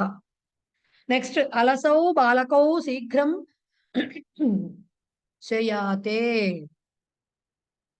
ఓకే, బాలకౌ ద్వివచనం వచ్చింది కాబట్టి అలస శబ్దానికి కూడా ద్వివచనం, పుంలింగం ద్వివచనం అది కాబట్టి అలసః, అలసౌ, అలసాహ లాగా అలసౌ వచ్చింది. అంటే బద్ధకస్తులైన ఇద్దరు బాలలు శీఘ్రం తొందరగా శయాతే. శేతే, శయాతే, శేరతే అనేది శేతే అనే దానికి ద్వివచన బహువచన రూపాలండి. సో శయాతే అక్కడి నుంచి వచ్చింది, అంటే శయనం కురుతః అని అర్థం అన్నమాట. ఓకే, శయాతే, శేతే, శయాతే, శేరతే, సింగ్ ధాతు అంటారు దాన్ని. రైట్. సో ఇద్దరు బద్ధకస్తులైన ఇద్దరు బాలకులు తొందరగా నిద్రపోతున్నారు. వృక్షే ఉత్తమే పుష్పే స్తః. చెట్టు యందు పుష్పే, పుష్పం, పుష్పే, పుష్పాణి నపుంసకలింగం ద్వివచనం కాబట్టి ఉత్తమే అని అక్కడ కూడా అదే వచ్చింది. ఉత్తమం, ఉత్తమే, ఉత్తమాని. కాబట్టి చెట్టు యందు చక్కటి 2 పువ్వులు ఉన్నవి. స్తః, 2 పువ్వులు ఉన్నవి. ఎప్పుడైతే ద్వివచన వాక్యం వచ్చిందో తెలుగులోకి, ఇంగ్లీష్లోకి, హిందీలోకి ట్రాన్స్లేట్ చేసేప్పుడు 2 అని మెన్షన్ చెయ్యాలి కంపల్సరీ. సంస్కృతంలో అయితే దానికి వేరే రూపం ఉంది, తెలుగు ఇంగ్లీష్లో లేవు, హిందీలో. చతురే యువత్యౌ మార్గే గచ్చతః. ఇక్కడ చూసారా మళ్ళీ యువతి ఈకారాంతం. సో గౌర్యౌ లాగా ద్వివచనం వచ్చేసరికి యువతి, యువత్యౌ, యువత్యః. యువత్యౌ ద్వివచనం వచ్చింది మనకు. కానీ చతుర శబ్దానికి స్త్రీలింగ రూపం ఏంటి? చతురా. దాంట్లో ద్వివచనం ఏంటి? చతురే అవుతుంది. సో చతురే యువత్యౌ మార్గే గచ్చతః. తెలివైన ఇద్దరు యువతులు మార్గమందు వెళ్ళుచున్నారు. తెలివైన ఇద్దరు యువతులు మార్గమందు వెళ్ళుచున్నారు, లేదా దారిలో వెళ్తున్నారు. లాస్ట్ వాక్యం. భో శౌచిక సుందరాణి వస్త్రాణి సంతి ఖలు. శౌచిక అంటే ఎవరు? టైలర్. భో శౌచిక అంటే ఓ శౌచిక, ఓ టైలరు అని పిలవడం. సుందరాణి వస్త్రాణి, వస్త్రాణి బహువచనం నపుంసకలింగం కాబట్టి సుందరం, సుందరే, సుందరాణి. కాబట్టి అందమైన బట్టలు ఉన్నాయి, ఖలు ఉన్నాయి కదా అని చెప్పటం అన్నమాట. సో దీన్ని బట్టి మీకు కిందంతా కూడా వాళ్ళు చెప్పేదంతా ఇదేనమాట. ఏంటి? యల్లింగం యద్వచనం యా విభక్తి. ఏదైతే విశేషానికి విభక్తి లింగ వచనాలు ఉంటాయో విశేషణానికి కూడా అవే లింగ విభక్తి వచనాలు ఉంటాయి. ఓకే, అది ద్వివచనంలో ఉంటే ద్వివచనం, ఏకవచనంలో ఉంటే ఏకవచనం, బహువచనంలో ఉంటే బహువచనం. విభక్తులు కూడా ఇంకా విభక్తులు చెప్పలా, ఏకద్వి బహువచనాల వరకే చెప్పారు మీకు వాక్యాలు. విభక్తులు నెక్స్ట్ క్లాస్ లో వస్తాయి, ఐ మీన్ నెక్స్ట్ లెసన్ లో వస్తాయి. ఓకే, అంతవరకే చెప్పారు. అక్కడ ఇచ్చిన ఇంకో 3 వాక్యాలు కూడా ఉన్నాయి చూడండి. శిక్షక వినీతాన్. విభక్తి సంబంధం ఎలా ఉంటుందో జస్ట్ ఎగ్జాంపుల్ కి చెప్పారు, డీటెయిల్డ్ గా సెకండ్ లెసన్ లో చెప్తారు. శిక్షక వినీతాన్ ఛాత్రాన్ ఆహ్వయతి. శిక్షకుడు వినయవంతులైన విద్యార్థులను పిలిచాడు. ఆహ్వయతి పిలుస్తున్నాడు. విద్యార్థులను ఛాత్రాన్ ద్వితీయ బహువచనంలో ఉంది కాబట్టి వినీత అనే శబ్దానికి కూడా వినీతాన్ అని పుంలింగ ద్వితీయ బహువచనం వచ్చింది. జనాః ఉత్తమేషు జనేషు విశ్వసంతి. జనులు మంచి మనుషుల యందు నమ్మకం కలిగి ఉంటారు, వాళ్ళని నమ్ముతారు. విశ్వాసం అని వస్తే సప్తమి రావాలి కదా, అందుకని జనేషు వచ్చింది. అది బహువచనం సప్తమి కదా, అందుకని ఉత్తమేషు అని సప్తమి బహువచనం వచ్చింది. ఓకే. ఉదయమానస్య సూర్యస్య కిరణాన్ దృష్ట్వా జనాః హృష్యంతి. ఉదయిస్తున్నటువంటి సూర్యుని యొక్క కిరణములను చూసి జనులు సంతోషపడుతున్నారు, హర్షిస్తున్నారు. సో సూర్యస్య అన్నారు కాబట్టి ఎట్లాంటి సూర్యుని యొక్క? ఉదయమానస్య అంటే ఉదయిస్తున్నటువంటి. ఇది ఊరికనే మీకు సూర్యస్య విశేషణానికి షష్ఠిలో వచ్చింది కాబట్టి అది షష్ఠిలో వచ్చిందని, పైన సప్తమిలో జనేషు అని వచ్చింది కాబట్టి బహువచనంలో ఇది సప్తమి బహువచనంలో ఉత్తమేషు వచ్చిందని, అలాగే ఛాత్రాన్ అని ద్వితీయ బహువచనంలో వచ్చింది కాబట్టి వినీతాన్ అని ఇది కూడా ద్వితీయ పుంలింగ బహువచనంలో వచ్చిందని చెప్పడానికి జస్ట్ చెప్పారు. విభక్తి సంబంధం కూడా ఉంటుంది అని సెకండ్ లెసన్ లో మీకు డీటెయిల్డ్ గా అవి చెప్తారు. క్లియరా అండి ఇక్కడ వరకు? రైట్ మేడం అక్కడ శయాతి అని ఉంది కదా, అదే అలసౌ బాలకౌ శీఘ్రం శయాతి, అది మనకి ప్రవేశలో అఖండ క్రియాపదం ఉంది కదా, అలాగే వచ్చింది ఇది కూడా. శయనం కురితే ఏమండి ఒకటి చెప్పనా, పఠతి కూడా పఠనం కరోతి అని రాయొచ్చు. అది మనకి అలవాటు అయిపోయింది, కొంచెం ఇది కొంచెం శయతేకి శయతే శయనం కరోతి, శయాతే అంటే శయనం కురుతః అని రాయాలి. శయనం కురుతః అని రాసుకోవాలి. అదే శయరతే అని బహువచనం అంతే కదా. పఠతి అంటే పఠనం కరోతి, పఠతః అంటే పఠనం కురుతః రాయాలి. ద్వివచనం తీసుకుంటే ద్వివచనం రాయాలి, కరోతి కురుతః కుర్వంతి రాయాలి. రైట్, అట్లా అన్నమాట. క్లియర్ కదా ఇక్కడ వరకును? ఎస్. సో ఇది మళ్ళీ మనం ఏమేం చెప్పుకున్నామో ఒకసారి మళ్ళీ వినగలుగుతారో చదవగలుగుతారో దాన్ని ఫాలో అయ్యి వచ్చి ఒక్కసారి ఎక్సర్సైజ్ చూసుకుని వస్తే నెక్స్ట్ క్లాస్ అంటే గురువారం నాటి క్లాస్ లో ఈ ఎక్సర్సైజ్ మనము చేస్తాము. ఓకేనా? రైట్. సో ఇప్పుడు మరి అలా గ్రామర్ తోటి మనం ఇచ్చేసుకోకుండా చక్కగా చాటు శ్లోకం చిన్నది చెప్పేసుకుని తమాషాగా ఉంటుంది అదొకటి చెప్పేసుకుని, అంటే విభక్తులు తెలియడం ఎంత ఇంపార్టెంట్. ఒకవేళ ఇది లాగ్ ఆఫ్ అయిపోతే ఒకసారి లాగిన్ అవ్వండి, మనం అదేంటంటారు ఏకతామంత్రం పాడేసుకుని వెళ్ళిపోవచ్చు. చాటు శ్లోకం ఫస్ట్ చాటు శ్లోకం అండి మీకు. దీనికి చాటు శ్లోకాలకి జనరల్ గా సమస్యలు కొన్నిటికి నేపథ్యాలు ఉంటూ ఉంటాయి. అంటే బ్యాక్గ్రౌండ్ కొన్ని ఏదో జరుగుతుంది అనమాట, ఒక ఇన్సిడెంట్ ఒక సంఘటన ఏదైనా ఉంటుంది. దీనికి ఏమిటి అంటే ఓ పండితుడు ఉన్నట్టండి. ఆ పండితుడికి కూతురు ఉంది, ఆవిడ కూడా చాలా గొప్ప విద్యావంతురాలు. అయితే యుక్త వయస్కురాలు అయింది, పెళ్లి సంబంధాలు చూస్తున్నాడు ఆయన. ఒక పెళ్లి సంబంధం వచ్చింది. ఆ పెళ్లి కొడుకు అతను రామశబ్దం బాగా వచ్చు. అతనికి మనం చదువుతాం కదా ఫస్ట్ శబ్దం రామ రామ రామ అని బాగా వచ్చు అతనికి. కానీ వస్తే సరిపోయింది, బానే ఉంది అక్కడతో.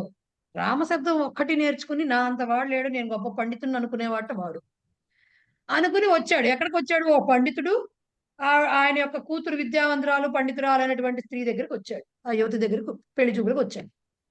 వస్తే ఆవిడ పండితురాలు కదా. ఇప్పుడు మనం అనుకోండి జనరల్ గా మామూలు వాళ్ళం అనుకోండి, వంట వచ్చా పాట వచ్చా నడిచి చూపించు ఎగిరి చూపించు ఇలాంటివి ఏమన్నా అడుగుతారేమో. ఇప్పుడు అది కూడా లేదనుకోండి అసలు. కానీ పండితురాలు కదా, ఈవిడ అడిగింది ఆయన అడిగే స్కోప్ కూడా లేదు ఎవరికి. ఇప్పుడు పెళ్లి చూపులు కూడా ఇంటర్నెట్ పెళ్లి చూపులు కదా, పెద్దవాళ్ళు చూసుకుంటున్నారు పెళ్లి చూపులు, పిల్లలు అక్కడ చూసుకుంటున్నారు కదా. ఇప్పుడు వీళ్ళని నడిచి చూపించమని అడిగితే ఏమడుగుతా ఏం చేస్తారు? తల్లిదండ్రి కూర్చొని పరిగెత్తి చూపించాల్సిందే ఇక. సో ఏమడిగిందిట అమ్మాయి? 2 పదాలు అడిగిందిట. విహస్య విహాయ అని 2 పదాలు అడిగి, ఏమయ్యా బాబు నువ్వు పండితుడు అంటున్నావు కదా, సంస్కృత పండితుడు అంటున్నావు పైగాను. సో ఈ విహస్య అనేది విహాయ అనే పదాలు ఏ విభక్తో చెప్పమని అడిగిందిట. చెప్పమని అడిగితే మన వాడికి రామశబ్దం ఒకటి కొట్టిన పిండి. రామశబ్దం వాడికి అసలు నిద్రలో లేపడినా చెప్పేస్తాడు. వాడు ఏం చేశాడు? విహస్య రామస్య లాగా ఉంది, షష్ఠి ఏకవచనం షష్ఠి విభక్తి అని చెప్పేశాడు. విహాయ రామాయ లాగా ఉంది, భలే ఉంది, ఇదేదో శుభ్రంగా ఎంత ఈజీ క్వశ్చన్లు అడిగింది ఈ పెళ్లి కూతురు ఎవరు మొద్దు అనుకుని విహాయ రామాయ చతుర్థి అని చెప్పేసి ఈవిడికి తల తిరిగిపోయింది. తిరిగిపోయి ఎందుకు తిరిగిందో చెప్తా. తిరిగిపోయి ఏం చేసింది, అహం అనేది ఏ విభక్తో చెప్పమని అడిగింది. వాడికి అక్కడికైనా నోరు మూసుకుని ఉండాలి కదా. వాడు ఏం చేశాడు, అహం రామం లాగా ఉంది వినడానికి, బాబోయ్ ఇది ద్వితీయ విభక్తి అని చెప్పేసి ఈవిడికి ఇంకా బుర్ర గిర్రని తిరిగిపోయింది. తిరిగిపోయి తండ్రికి ఈ రకంగా తన ఆన్సర్ చెప్పింది. పండితురాలు కదండి, మనమైతే ఏడ్చో గోల పెట్టో నువ్వు ఎవరిని తీసుకొచ్చావో అంటే ఒకప్పుడు సంగతి. చిచ్చి నువ్వు అసలు నీకు అసలు వాడికి ఏమి రాదు అని తెచ్చో మొద్దు ఇలా ఏవో గోల అయిపోను. పండితురాలు కదా చాలా చక్కగా చమత్కారంగా చెప్పింది. యస్య షష్ఠీ చతుర్థీ చ విహస్య చ విహాయ చ యస్యాహం చ ద్వితీయా స్యాత్ ద్వితీయా స్యామహం కథం. యస్య షష్ఠీ చతుర్థీ చ విహస్య చ విహాయ చ యస్యాహం చ ద్వితీయా స్యాత్ ద్వితీయా స్యామహం కథం. ముందు పదవిభాగంతో చెప్తా చూడండి. ఫస్ట్ దాంట్లో ఏం పదవిభాగాలు లేవు. రెండో దాంట్లో యస్యాహం అన్న చోట యస్య అహం చ ద్వితీయా స్యాత్ ద్వితీయా స్యాం అహం కథం. అంటే ఏమంటుంది, యస్య ఎవరికైతే షష్ఠీ చతుర్థి రెస్పెక్టివ్ గా, అంటే విహస్య అనేది షష్ఠీ కింద తీసుకోవాలి. షష్ఠీ చతుర్థీ చ విహస్య చ విహాయ చ అంటే షష్ఠీ ఏమో విహస్యకి, చతుర్థి ఏమో విహాయకి అప్లై చేసుకోవాలి. సో ఎవడికైతే విహస్య ఏమో షష్ఠి, విహాయ ఏమో చతుర్థి, అలాగే యస్య అహం చ ద్వితీయ ఎవడికైతే అహం అనేది ద్వితీయ అవుతుందో, స్యాత్ అంటే అవుతుందో, ఇది లింగ్ అస్థికి స్యాత్ అనే రూపం వస్తుంది. అది చదువుతారు మీరు 4th లెసన్. సో స్యాత్ అని అవుతుందో, కాగలదో లేకపోతే అవుతుందో సంభావన అనమాట అంటారు దాన్ని. అతనికి ద్వితీయ శ్యాం అహం కథం. ఇక్కడ నేను అహం కథం ద్వితీయ శ్యాం. ద్వితీయ అనే పదానికి ఈ లైన్ లో శ్యాం, ఆ చివరి లైన్ లో ద్వితీయ అనే పదానికి అర్థం భార్య. అంటే భార్యాభర్తలు ఇద్దరిని బెటర్ హాఫ్ అంటారు కదండి జనరల్ గా. అంటే ఏంటి, ఇద్దరిని ఒక యూనిట్ కింద చేసి ఒక భాగము రెండవ భాగం. అతనికి నేను ద్వితీయ అంటే నేను రెండవ భాగంగా నేను ఎలా ఉంటాను. సో నేను కథం ఎలా శ్యామ్ కాగలను, నేను ఎలా అవుతాను అవగలను. శ్యామ్ అనేది ఉత్తమ పురుష, స్యాత్ అనేది ప్రథమ పురుష. ఓకే, అవి ఏంటి రూపాలు తర్వాత తెలుసుకుందాం. ముందు శ్లోకం అర్థం ఒకటే తెలుసుకుందాం. ఎవడికైతే విహస్యాయేమో షష్ఠి, విహాయాయేమో చతుర్థి అయి అహం అనేదేమో ద్వితీయ విభక్తి అవుతుందో, అంత గొప్ప పండితుడికి అంటే అంత ముద్దావతారానికి నేను భార్యగా ఎలా కాగలను అని అడిగింది ఆవిడ తండ్రి. అంటే నేను చేసుకోను పెళ్లి అని చక్కగా చెప్పింది అనమాట చమత్కారంగా. మరి ఏమిటండి ఇదంతా చెప్పారు, బానే ఉంది కానీ మాకు కూడా తెలియలేదండి విహస్య విహాయ పరిస్థితి ఏంటి. ఇప్పుడు మేము పెళ్లి కొడుకు లాగానే ఉన్నాము, మా పరిస్థితి ఏంటి అంటే విహస్య అనేది ల్యబంతం అండి, విహాయ కూడా ల్యబంతమే, ల్యప్ రూపాలు అవి. విహస్య అనేది హసతికి విహసనం అంటే వికటాటహాసం అంటే బాగా ఎక్కువగా నవ్వడం, దానికి విహస్య అంటే నవ్వి, అంటే కొంచెం పగలబడి నవ్వి. విహస్య అనేది ల్యప్ అంటే అది అవ్యయం అయింది, దానికి రూపాలు ఎక్కడి నుంచి వచ్చాయండి, విభక్తులు ఎక్కడి నుంచి వచ్చాయి దానికి. అలాగే విహాయ అనేది కూడా జహాతి హా ధాతు అని ఉంది, జహాతి అంటారు. జహాతి అంటే విడిచిపెట్టటం. ఓకే, జహాతి అనే దానికి ల్యప్ రూపం విహాయ. సో ఈ రెండు కూడా ల్యప్ రూపాలండి. ఇవి ల్యప్ రూపాలు అయ్యి అవ్యయాలు అవుతున్న వాటికి వాడేమో చక్కగా షష్ఠీ విభక్తి ద్వితీయ విభక్తి చతుర్థి విభక్తి అని చెప్పాడు. అలాగే అహం ఏంటండి, అస్మత్ శబ్దము ప్రథమ విభక్తి ఏకవచనం, అది దాన్ని తీసుకెళ్లి ద్వితీయ విభక్తి అని చెప్పాడు.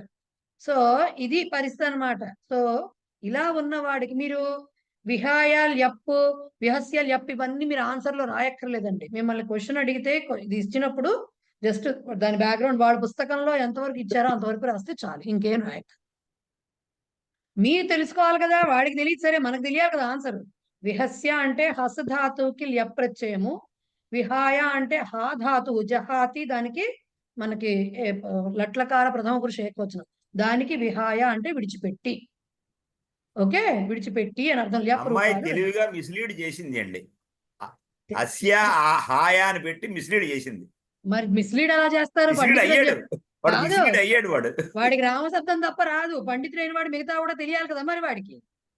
రామస్య రామాయ మరి రామం. మరి అట్లాగా మీరు అహం మర్చిపోతున్నారు. అహం ద్వితీయ విభక్తిట. అహం ద్వితీయ విభక్తి. పోనీ విహస్య విహాయ పోనీ తెలియదు అనుకున్నామండి. అహంకి ఏమొచ్చింది మాయరోగం. సో అందుకని మనం పండితులు అని చెప్పుకునే ముందర ఎవరి ముందర చెప్పుకుంటున్నాము, ఏం చేయబోతున్నాము అనేది తెలుసుకోవడం చాలా అవసరం. Right? What is Shah? Shah అంటే ఎవరు చెప్పారు? అంటే విడిచిపెట్టని రాసుకున్నాను. విహస్య అనే దానికి ఏం రాసుకోవాలండి? నవ్వి. షా షా అంటే ఏమిటన్నారు? శ్యా కాదు సార్, స్యాత్, స్యాత్, శ్యామ్. ఇప్పుడు మీకు ఆ రూపాలు వస్తాయి. లింగ లకారం అంటారు దాన్ని. అస్థి దానికి స్యాత్ అని వస్తుంది, అస్మికి శ్యామ్ అని వస్తుంది. స్యాత్ అనేది ప్రథమ పురుష ఏకవచనం అండి. శ్యామ్ అనేది ఉత్తమ పురుష ఏకవచనము. దాన్ని లింగ లకారం అంటారు. అస్థి అనే దానికి నేను మళ్ళీ అది వచ్చినప్పుడు చెప్పుకుంటాం. 4వ పాఠంలో చెప్పుకుంటాం. రైట్? సో ఇది మీకు చాటు శ్లోకం అన్నమాట. అంత పాపం అన్ని విభక్తులు చదివారు కదా, ఓ చాటు శ్లోకంతో వెళ్తే హాయిగా ఉంటుంది కదా, ప్రశాంతంగా క్లాసు. సో 1 minute లో ఇదైపోతుందండి. మళ్ళీ రండి ఒక్కసారి మనం అది ఏకతా మంత్రం పాడాలి. ఈ లోపల ఎవరైనా ఏమైనా అడగదలుచుకుంటే అడగచ్చు. మళ్ళీ గురువారం ఉంటుంది క్లాస్. ఏమైనా అడగదలుచుకుంటే అడగచ్చు. మేడం, విభక్తుల గురించి ఒక చాటు శ్లోకం ఏమైనా ఉందా? విభక్తుల గురించి, విభక్తులు గుర్తుపెట్టు.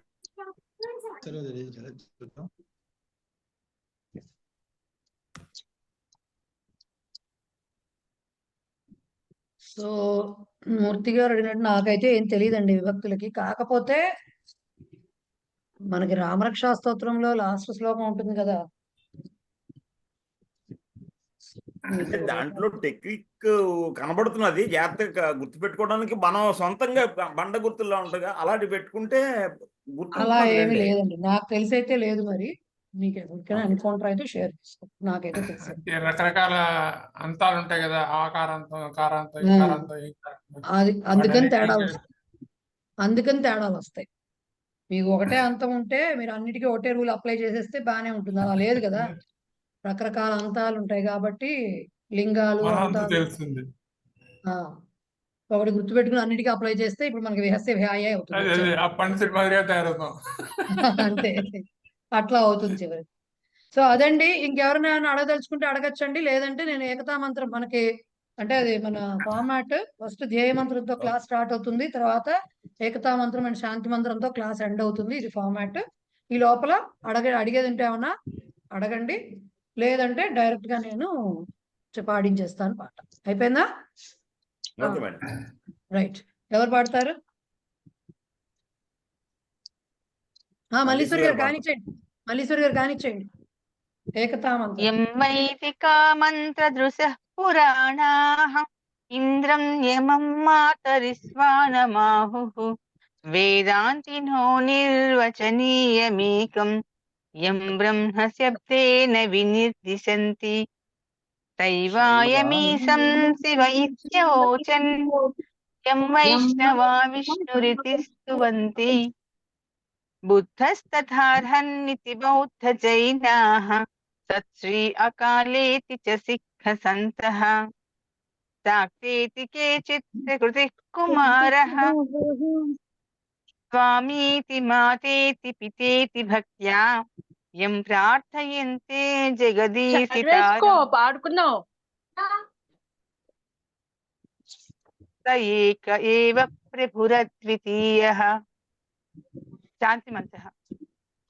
సర్వే భవంతు సుఖినః, సర్వే సంతు నిరామయాః, సర్వే భద్రాణి పశ్యంతు, మా కచ్చిత్ దుఃఖభాగ్ భవేత్. ఓం శాంతి శాంతి శాంతి. శ్రీ గురుభ్యో నమః. ధన్యవాదాలు మహోదయ. ధన్యవాదాలు. ఎవరైనా పరిచయ చర్చా వేదిక స్టూడెంట్స్ గ్రూప్ లో చేరాలని అనుకుంటే కొత్త వాళ్ళు కానీ ఎవరన్నా నాకు మెసేజ్ పెడితే నేను యాడ్ చేయగలుగుతాను. రైట్? నమస్తే అండి. గురువారం మధ్యాహ్నం 3 గంటల క్లాస్. నాకు మెసేజ్ పెట్టండి ఎవరన్నా ఉంటేనో, అలా నాకు తెలియదు. నమస్కారం.